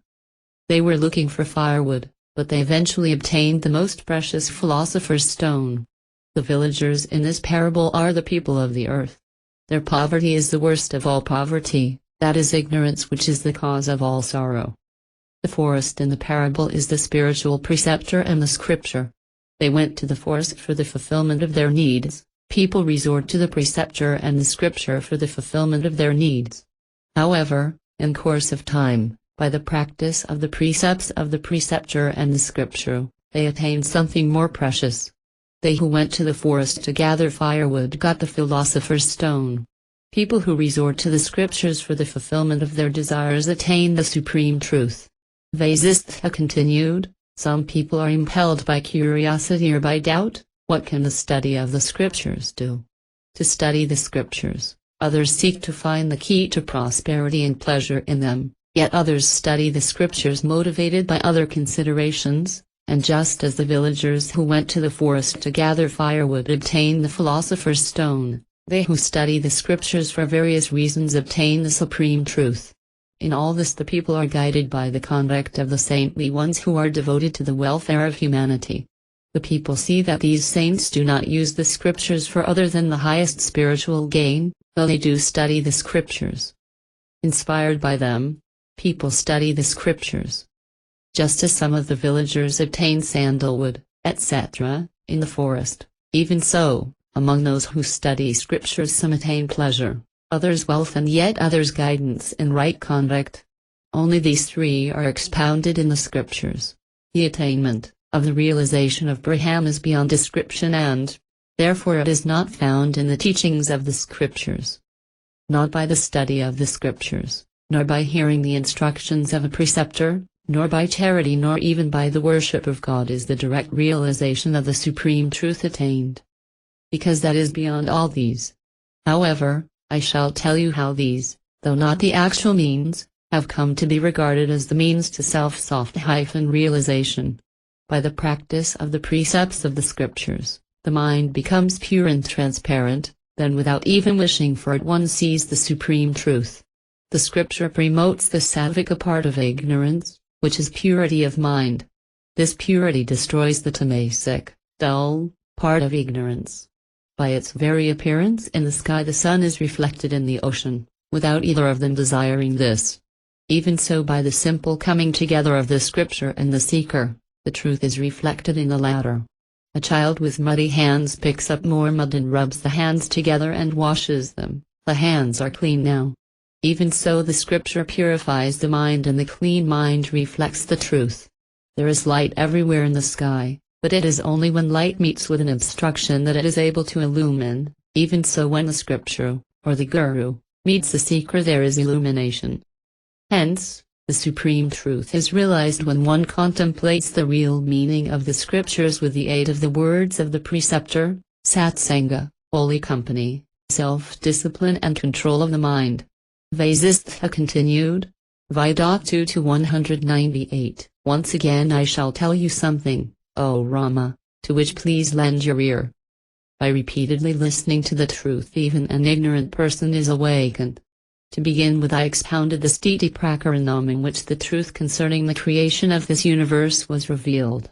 After that I expounded in the Upasanti Prakaranam the means by which this world delusion might be dispelled. After thus getting rid of this world delusion, one should live here free from all mental agitation and distress. One should live in this world fully established in the state of equanimity which confers all blessings and which bestows the highest consolation, which is the greatest wealth and which enhances one's good fortune. Equanimity enables purity to grow. All other noble virtues follow this one. None of the blessings and wealth in the world is comparable to equanimity. It puts an end to all sorrow. Rare are those souls who are established in equanimity, to whom all are friends. To one who is established in equanimity, sorrow is happiness and death is new life. Who can measure the greatness of one who is free from exaltation and depression? Who does what has to be done when and how it is to be done, and who sees what is to be seen, as it is? Friends and relations, enemies and kings have the greatest trust in one who thus lives a natural life. In the course of such natural living, even if he should become angry, it does not hurt anyone. The people applaud whatever he does and whatever he eats, even if he overpowers another or reprimands another, for he is established in equanimity. They applaud whatever he does now or whatever he did long ago, whether good or not so good. They who are established in equanimity do not experience despair, whether they are subjected to happiness or to great unhappiness. There follow brief references to some great men who gladly sacrificed themselves for the good of others, and who were totally unaffected by the worst calamities. The king Siri, the king whose wife was insulted in his presence, Yudhisthira, the king of Trikurta, the king Janaka, the king of Salva, Savira, Kandapi, the demon of Kadamba forest, Jadabharata, the noble hunter, the sage Kapratina. Two factors are important. 1. These exemplars of equanimity come from different walks of life and, 2. Historically, many of them came after the period of Rama. All of them had attained equanimity and therefore they came to be adored even by the gods, though they were kings as well as ordinary men. Hence, one should attain equanimity in all conditions of life, pleasant and unpleasant, in honor and dishonor. Vidatu 199 Rama asked, when these sages are constantly immersed in the bliss of self-knowledge, why do they not abandon all activities? Vasishtha replied, they have abandoned all notions of this is desirable and this is undesirable. In their case, therefore, both the abandonment of action and the performance of action are meaningless. Therefore, they do what has to be done how it has to be done. Rama, as long as there is life, so long the body lives and moves and functions. Let this continue. Why should one desire otherwise? When somehow something has to be done at all times, why not do what is right? Whatever one does with a pure and clear mind which rests in equanimity, is right and appropriate, never defective. Among us, O Rama, there are many who are involved in defective action but they are wise and clear-sighted. There are some liberated ones who live a householder's life but without attachment. There are some who are royal sages like you who perform their royal duties without attachment and without agitation. There are some who perform the scriptural duties and rites. There are some who are devoted to God and meditation and to their own duties. There are some who have abandoned everything inwardly but who live as if they were ignorant, engaged in all kinds of activities. There are some who dwell in dense forests totally immersed in meditation. There are some who dwell in holy places. There are some who roam in distant foreign lands in order to overcome completely all likes and dislikes. Some are constantly wandering from place to place. Some have abandoned their natural duties and others are devoted to them. Some behave like wise men and others behave like madmen. Some are human, some are gods and others are demons.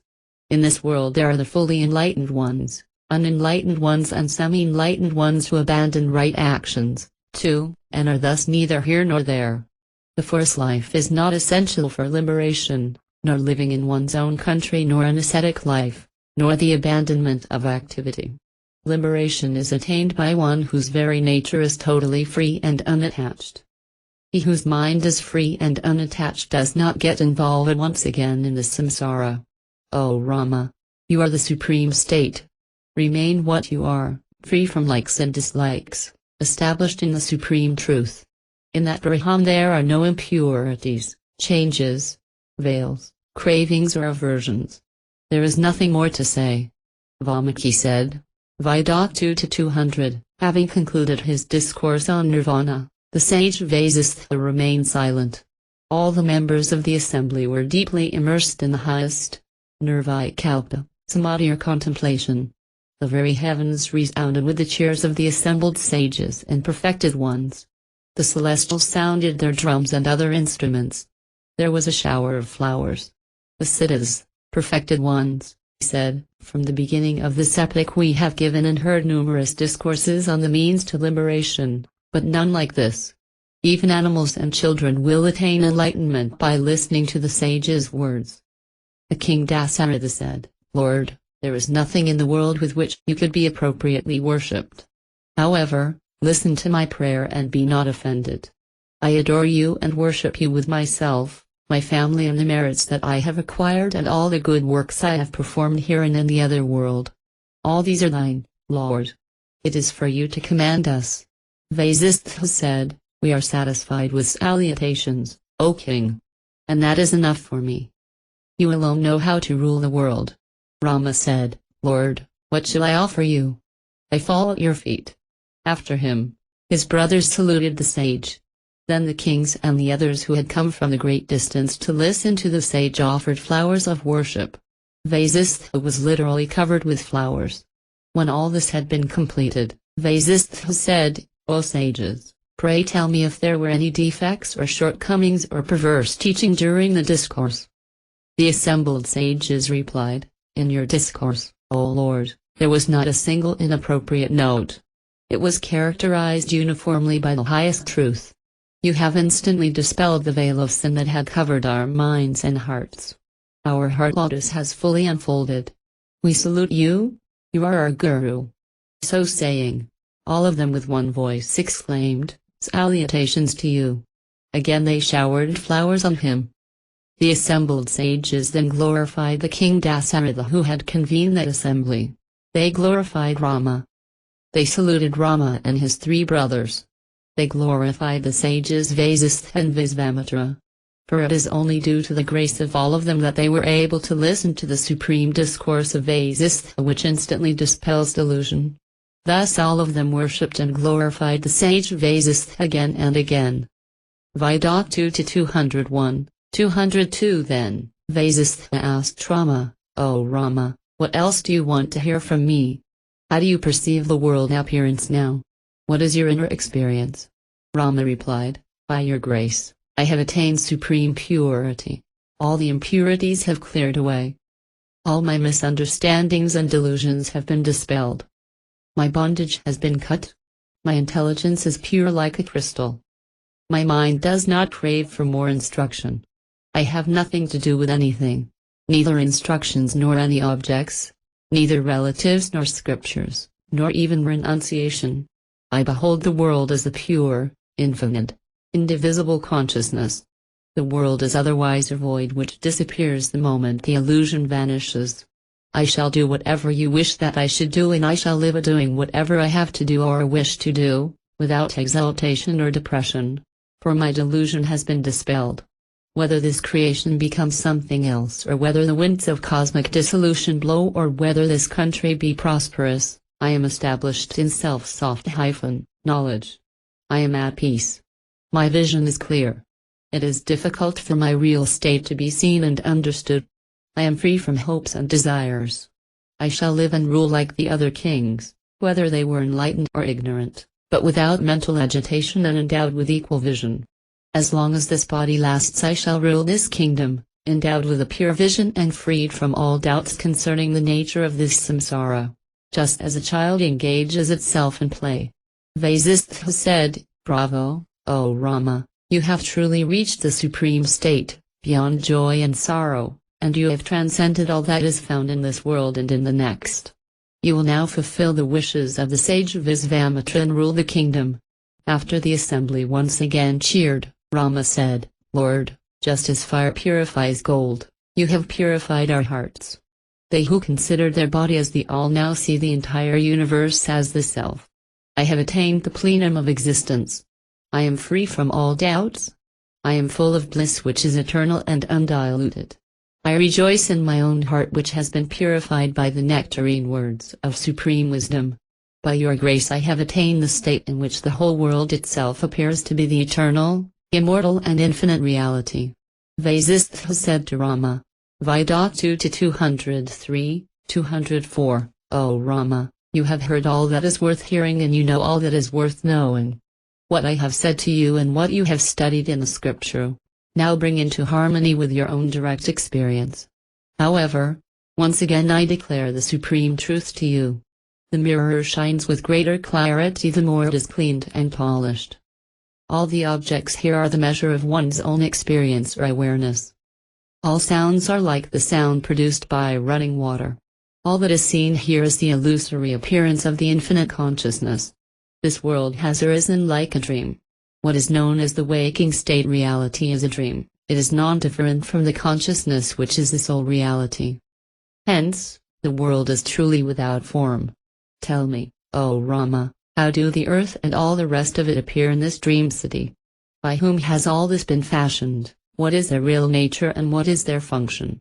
Rama said, the self or the infinite consciousness alone is the reality of all this. The earth, the mountains, etc., and the self is like space, formless and supportless. All these have not been created at all.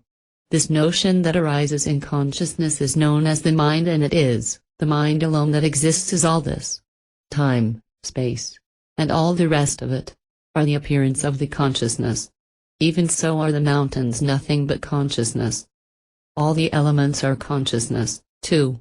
It is consciousness alone that is the essence of the characteristic of the elements, like solidity of the earth, fluidity of water, etc. In fact, however, the earth and the other elements do not exist. The infinite consciousness alone exists. It is because of the liquidity of water that the one ocean is able to give rise to waves and currents. It is because of the infinite potentiality of consciousness that it is similarly able to appear to be diverse. When the notion of solidity and hardness arises in it, it becomes a mountain. Even so with all the other objects. Consciousness itself does not undergo any change in all this. The notions of I, you, etc., arise in it without any reason or cause, and they are non-different from consciousness. The mind, buddhi, ego sense, the five elements and all this world appearance exist in the infinite consciousness, non-different from it. Nothing has been created, nothing is lost. Vidot 2-205 Rama asked, when, thus it is the infinite consciousness that is all this and the world is but a dream, how does this consciousness appear to be embodied in the wakeful dream state? Vasishtha said, whatever is seen either in a dream or in the waking state, as space alone is support. It is born of space and it is of the nature of space, void. This space is not other than the supreme, infinite consciousness. Nothing, not even this body, has ever been created, and hence nothing exists. The infinite consciousness experiences the existence of all this as if in a dream. This experience exists in consciousness as if it is a solid creation. The diversity that arises in consciousness on account of the limitlessness of its potentiality appears to give rise to diversity of creatures. Rama asked, you described that there were countless creations. You said that they were inhabited by diverse beings with very different natures and functions. Pray tell me, among all of them, how this creation exists. Vasishtha replied, while expounding whatever has not been experienced before, nor seen nor even heard of before, the teacher resorts to appropriate illustrations with the aid of which the truth is grasped and inferred. However, you know the nature of this universe. The one infinite Brahman alone exists, without beginning and end, without form and without change. In the infinite space which is permeated by Brahman, this universe exists non-different from Brahman. The universe, too, is beginningless and endless. This universe is what the infinite consciousness considers it to be within itself, whatever it experiences within itself, and the infinite consciousness itself considers that experience to be the universe. Hence it is illusory, like the dream object of one who is dreaming. The mountains are not hard nor are waters fluid. Whatever the infinite consciousness considers itself to be and wherever that appears to be so there. A mountain arises in a dream and exists in nothing and as nothing. Even so is this universe, for it is the dream of the infinite consciousness. Brahman alone exists as Brahman at all times. Nothing is created nor is anything destroyed. There is no diversity in Brahman, nor is there non-diversity in it. All concepts like unity, diversity, truth, falsehood, etc., are irrelevant to it. Vasishtha said, Vidot 2-206, that which appears to be without any cause, that is not, therefore that, the reality, which is alone is. I shall narrate to you an interesting question I was once asked, for your clear understanding. There is an island known as Kosardvipa. On it was a city named Ilavati. It was ruled by King Prajnapti. Once I happened to meet him. After offering me due worship, he asked me the following question: after the entire visible universe had been dissolved, what were the reason and the cause for the creation of the universe? What is this universe? Some part of it is always veiled by darkness, somewhere it is inhabited by worms. How did these elements that constitute the world arise, and how were the mind, buddhi, etc., created? Who is the creator of all this and who perceives it? Who is its support? There is obviously no final dissolution of the universe. Whatever every living being becomes aware of, that alone it experiences. What then is indestructible and what is real? When a person dies here and his body is cremated, who creates a body for him in hell to undergo the necessary experiences there? Surely not virtue, dharma, or vice, and dharma, for they are themselves subtle and formless.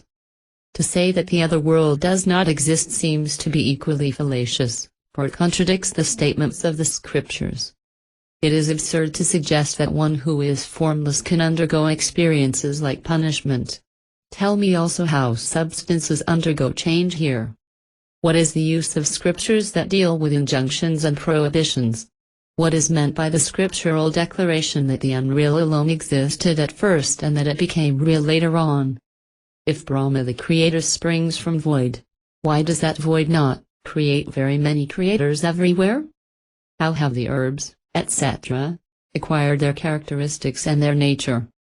In a holy place at the same time two people live, one's friend and one's enemy. The friend prays for one's long life and the enemy prays for one's death, whose prayer will be fulfilled. If thousands of people wished, "May I be a moon in the sky," why can there not be thousands of moons shining at the same time? If thousands of men meditate and pray that they may attain a particular woman as their wife, and if at the same time she meditates and prays that she might remain a virgin, what is the result? How are the fruits of funeral and subsequent rites experienced by the departed ones in the absence of embodiment? Vidatu to 207 Vasistha said, "O king, listen, I shall answer your questions in such a way that all your doubts are at rest. All things in this world are forever unreal, but they are also real because of the consciousness that is the sole reality and their content. Whatever that consciousness decides is such and such that it becomes, whether it is real or unreal. Such is the nature of consciousness. This consciousness conceived of a body and it becomes aware of the body. It is self-awareness that becomes aware of the body, not the other way around. At the beginning of creation, there was nothing else and only consciousness was, and therefore the world appearance arose in that consciousness like a dream. In whatever manner consciousness conceived the world to be, that alone it became. What else is this world?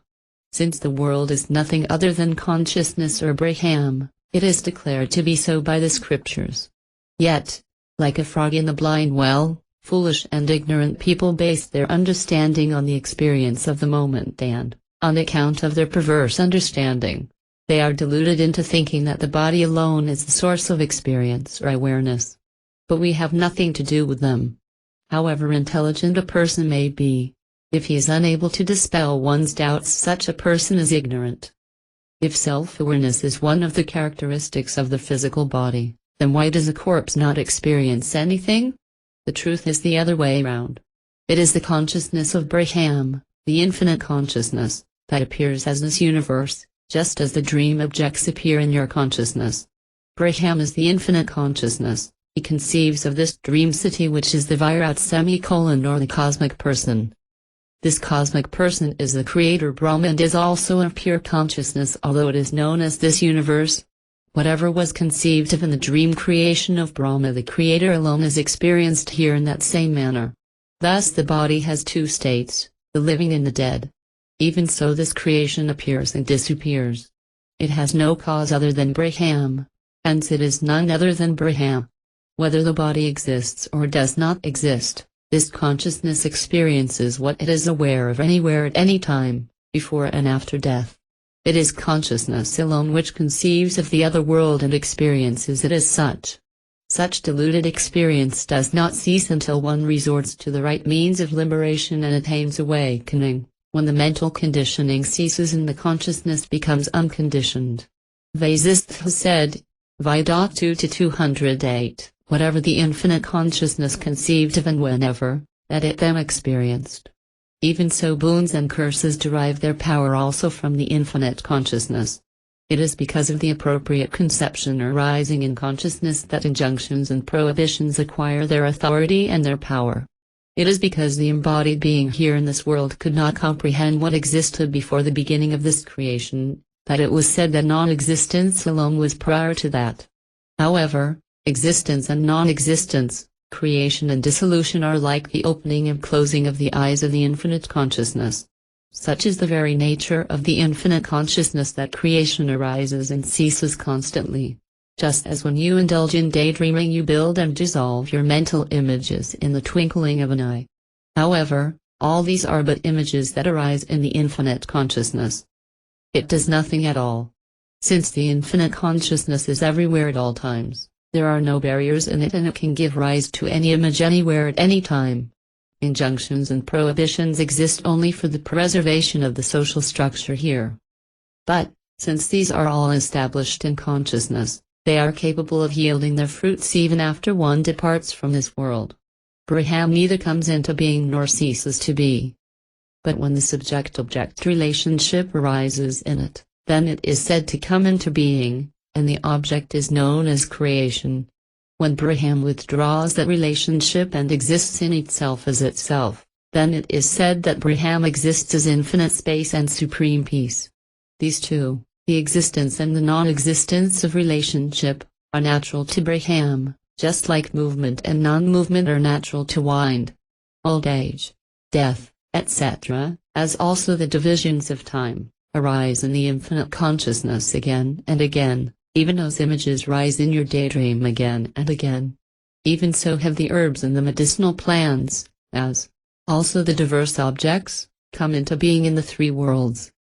The one infinite consciousness alone appears as this infinite diversity on account of the infinite, conscious, images that arise in it. However, in and as all this, it is the one Brahman alone that shines. Vida 2-209 Vasishtha said, you mentioned the case of one's friend and one's enemy praying for contrary results in a holy place. All these are determined by the infinite consciousness in the very beginning. The holiness of places and the conduct that earns merit enable one to acquire that merit in those places. Even if he has been a sinner, the load of his sin is either lightened or eliminated by the merit of the holy places. If, however, the weight of the sin is much less than the strength of the merit, then surely the sin is completely wiped out.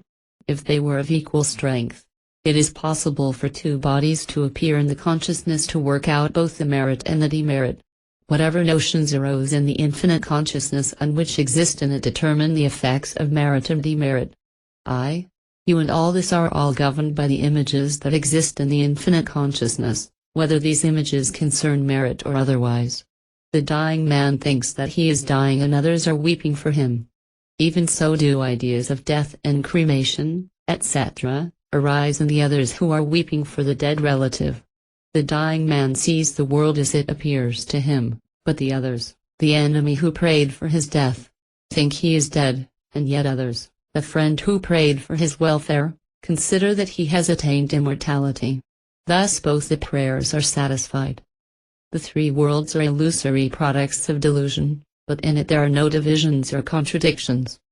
What is impossible in an illusion?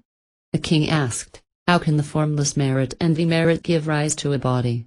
Vasishtha replied, this universe is Brahman's dream city, what is impossible in it? In a dream or while daydreaming, one becomes a millionaire. Even so, when the infinite consciousness begins to dream one becomes 1,000, an army. Also, 1,000 becomes one, as in deep sleep. Hence, it is not possible to say that something is impossible here, or to say that something happens here. Whatever is experienced is how it is experienced. Hence, the knowers of truth see no contradictions or impossibilities in any of this. Such discussions concerning what is possible and what is impossible are meaningful only if they relate to a reality, But when even the world appearance is only an illusion or a long dream, such discussions are meaningless. In a dream-like reality, the only touchstone is experience. Whatever is experienced as real. What exists here is in accordance with the image that arises in the infinite consciousness. Vasishtha continued. Vidok 2-210. I shall now tell you why 100 moons do not appear in the sky when 100 people contemplate and pray, may I be a moon. All of them do not appear in this particular sky, nor do they enter one particular moon. One person cannot enter the dream city of another. Each one has his own dream world, and in that dream world he becomes the moon. Even so it is with many men praying that they may all have a particular woman as wife. The fruit of such prayer is reflected in each one's consciousness, which each one experiences as if it were real. Surely, all this is purely imaginary, and what is not possible for imagination. Even so does one experience the fruits of one's charity, etc., in the other world. Such charity, etc., have formed an image in one's consciousness, and consciousness itself imagines that in the other world it is experiencing the fruits of such charity. This is also the view of the wise men. The king asked, Lord, how does this body appear in the first place? Vasishtha replied, what you have called the body does not exist in the eyes of the sage. It is only Brahma. Even so the word dream used to illustrate the truth of the illusoriness of the world appearance, there is no dream in the infinite consciousness.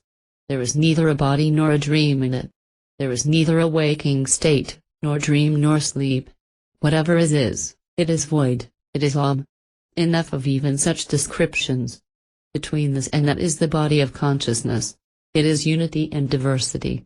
Fullness, infinity, expands in infinity, and then the infinite alone exists as the world. It appears to be, but it is not what it appears to be. Wherever consciousness conceives of creation, their creation seems to exist. The indivisible consciousness exists everywhere. And all that is also this creation. All this is the ever-peaceful Brahman or infinite consciousness, which is also known as creation. It cannot be otherwise. All else is ignorance and perversion. This is the experience of all in the world, this is the declaration of the scriptures and the Vedas. When this truth is realized, that realization itself becomes Brahman, and this whole universe is realized as non-different from Brahman. Thus, my view is in conformity with experience and scriptural declaration. It is conducive to liberation here and now, and hence it is the most appropriate one. When the truth concerning this tree of samsara is clearly perceived, the realization arises that I am the three worlds and there is liberation. The visible universe remains as it is, but ceases to be an object of consciousness, it merges in the infinite consciousness. Vidok 2-211. Rama asked, what are these siddhas, the perfected ones, saddhis, celestials, Yama, death, Brahma, creator, Vijayaras and Dvakasas, celestials, and their own worlds? Vasishtha said, every night and every day, in front of you, behind you and above you, you see the worlds of these siddhas and others. You see them if you wish to see them, and you do not see them otherwise. If one does not practice the art of seeing them, they appear to be far away. These worlds, too, are subtle and supersensual, supernatural, and the whole space is full of them. Just as this world is illusory and imaginary, even so are the worlds of the siddhas and celestials. By their psychic power, these worlds have been stabilized. Even so you can make the world of your own imagination or fancy stable by intense contemplation. The siddhas or perfected ones have thus made their worlds stable, others find this difficult. This universe is filled with the infinite consciousness, and the universe is whatever image the consciousness entertains within itself. The universe has not been created by or out of something else. No such cause existed at the beginning of creation. It is whatever notion or image arises in consciousness. In one's own imagination a mountain arises, though in truth there is no such mountain. Such is the nature of the world appearance, too. Therefore, the knowers of this truth live here as if they were walking trees. All these universes that appear in Brahman exist in it as non-different from it, just as the waves exist in the ocean non-different from it. Though this universe seems to have existed for a long time and though it seems to be a functional reality, still it is pure void and it is no more real than an imaginary city. Though people have experienced its existence, it does not exist, even as one sees one's own death in a dream. The unreal appears to be real. The reality and the unreality of the world are two aspects of the Supreme Being. Even the concept of Supreme Being is only a concept, not the truth. Let it all be this way or let the truth be different from all this. Where is the need to be confused and confounded? Abandon the pursuit of the fruits of actions. You are enlightened. Do not exert yourself in vain pursuit. Vidatu to 212 Vasistha continued, Brahman considers itself as the infinite space because Brahman is infinite consciousness.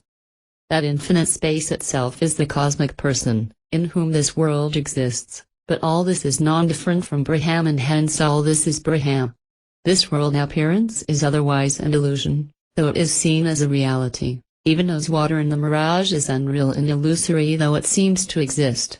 Rama asked, Pray, tell me, when does Brahman not consider itself thus? Vasishtha said, In Brahman, the infinite consciousness, the image of creation exists even now. However, though it is true that creation and non-creation exist in Brahman everywhere at all times, they do not exist independently of him, and hence from another point of view, they do not exist. Since this creation is, like movement and wind, non-soft different from Brahman, Brahman does not know it as an object. Therefore, creation is without beginning and without end and that is Brahman. When you are not enlightened and when you experience an awakening by merely listening to these words, you experience an apparent duality or diversity in what is in fact non-dual Brahman. Nothing exists here and therefore there are no concepts of objects. There is nothing other than the self and the self does not conceive of an object. What appears to be the three worlds appears to be at all times, but it is the supremely peaceful Brahman in which there is no diversity at all. It is only as long as you are not fully enlightened that you experience apparent diversity. When you are fully enlightened, you will need neither scriptures nor instructions and you will not experience duality or diversity based on the notion of I.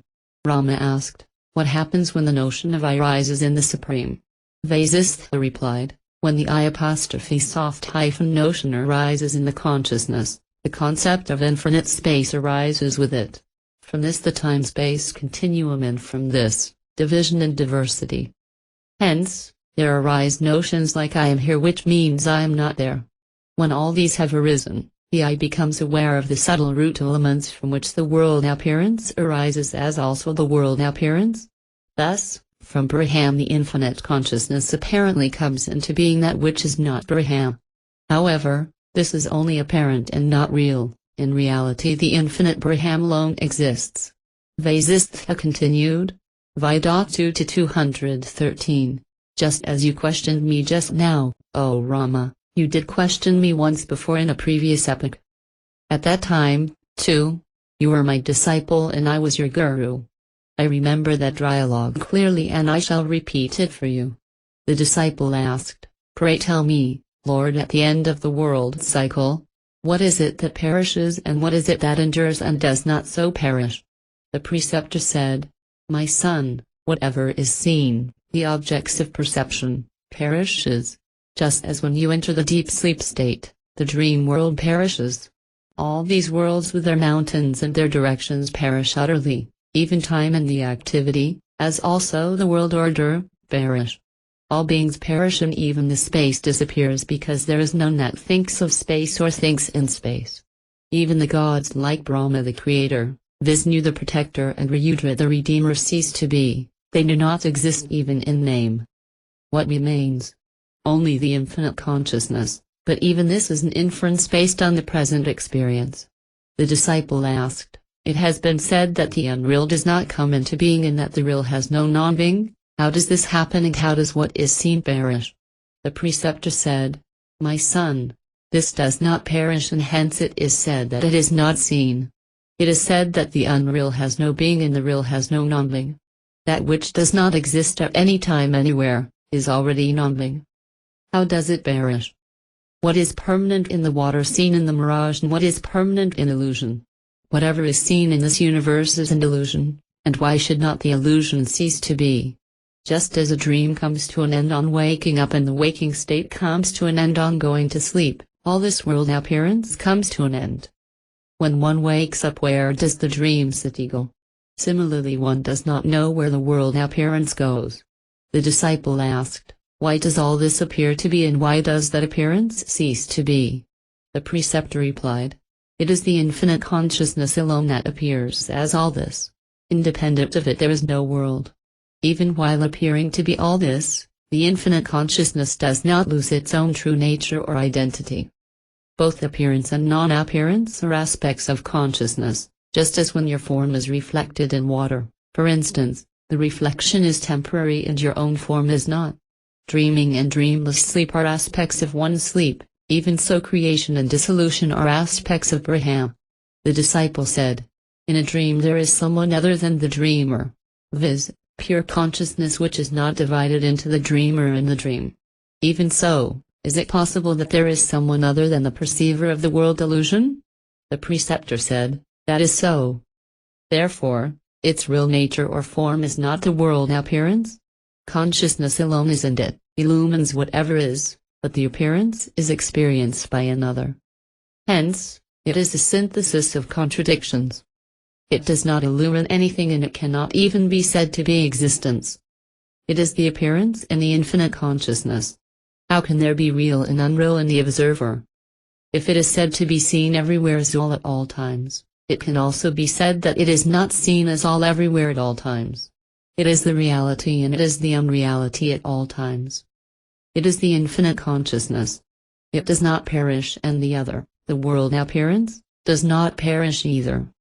There is great sorrow only when the reality of the infinite consciousness, with its two aspects of creation and dissolution, is not realized. When it is thus realized, there is great peace.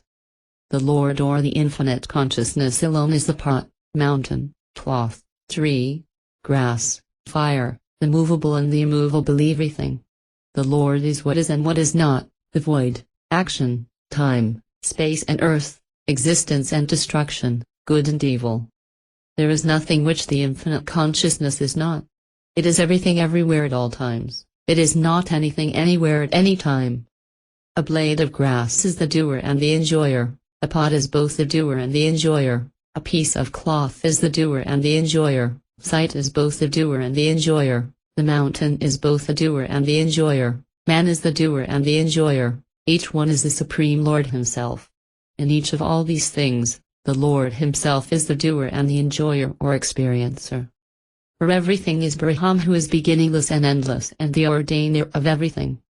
Hence, even creation and destruction are aspects of the one Lord or the infinite consciousness. Consciousness alone is both the doer and the experiencer of everything in everything. Hence, none here is the doer and the experiencer of anything, or the Lord is the doer and the experiencer of everything. Thus it is possible for everything, injunctions and prohibitions, to exist in the Lord and not to exist so in truth. All this is as all this is experienced by each one. Thus did I instruct you, O Rama. And thus have I told you all that is worth knowing. Remain established in the reality, in the state of enlightenment. Be free in nirvana and rule the kingdom justly. Vasishtha said, Veda 2-214, when the sage Vasishtha thus concluded his teaching, there was celestial music in the sky. There was a rain of flowers. Everyone in the assembly worshipped the sage with flowers. Then King Dasharatha said, We have gained perfect knowledge. We rest in the supreme state. Our minds and our hearts have been utterly purified of all delusions and illusions, notions and perversions, by the illuminating teachings of the sage. Rama said, By your grace, O Lord among sages, my delusion has gone and I have attained the supreme state. I am now fully accomplished with my intelligence perfectly clear. I am freed of doubts. I rest in my own natural state as Brahman or in the knowledge of nirvana. I shall do as you have said. There is nothing for me to gain by doing or by not doing anything. I have no friend or enemy. How can one realize all this except through your grace? How can a little boy cross the ocean without the help of a bridge or boat? Laxmana said, by the merit acquired by past births, we have heard the sage and are now rid of all doubts. Visvamitra said, it is as if we had bathed in 1,000 sacred Gangas, rivers. Narada said, we have heard what we have not heard either in heaven or on earth. Hence, we have been completely purified. Satrufna said, I have gained supreme peace and bliss. After they had all spoken, the sage Vasistha said to the king, at the conclusion of the recitation of a scripture, the holy ones should be worshipped. Hence, fulfill all the wishes of the Brahmanas. You will attain the fruits of this sacred undertaking. Then the king invited 10,000 Brahmanas from all over the country. He worshipped them. He fed them. He lavished gifts on them. Later, he adored the citizens, the servants, the poor and the crippled ones. After that there was a great celebration in the capital, which included music concerts and dance performances, recitation of the Vedas and other scriptures. Then all these artistes were entertained with food and drinks, and lavish gifts of clothes and jewels were bestowed upon them.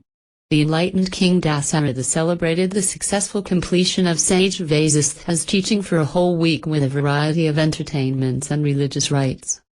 Vida 2-215, 216 Valmiki said, O Bharadvaja, thus did Rama and others obtain supreme knowledge in the state beyond sorrow. Even so, acquire this attitude and live as a liberated sage, free from doubt. Truly, by listening to this scripture you are already liberated. You are a Jivan Mukta. Even a young boy listening to this attains self-knowledge.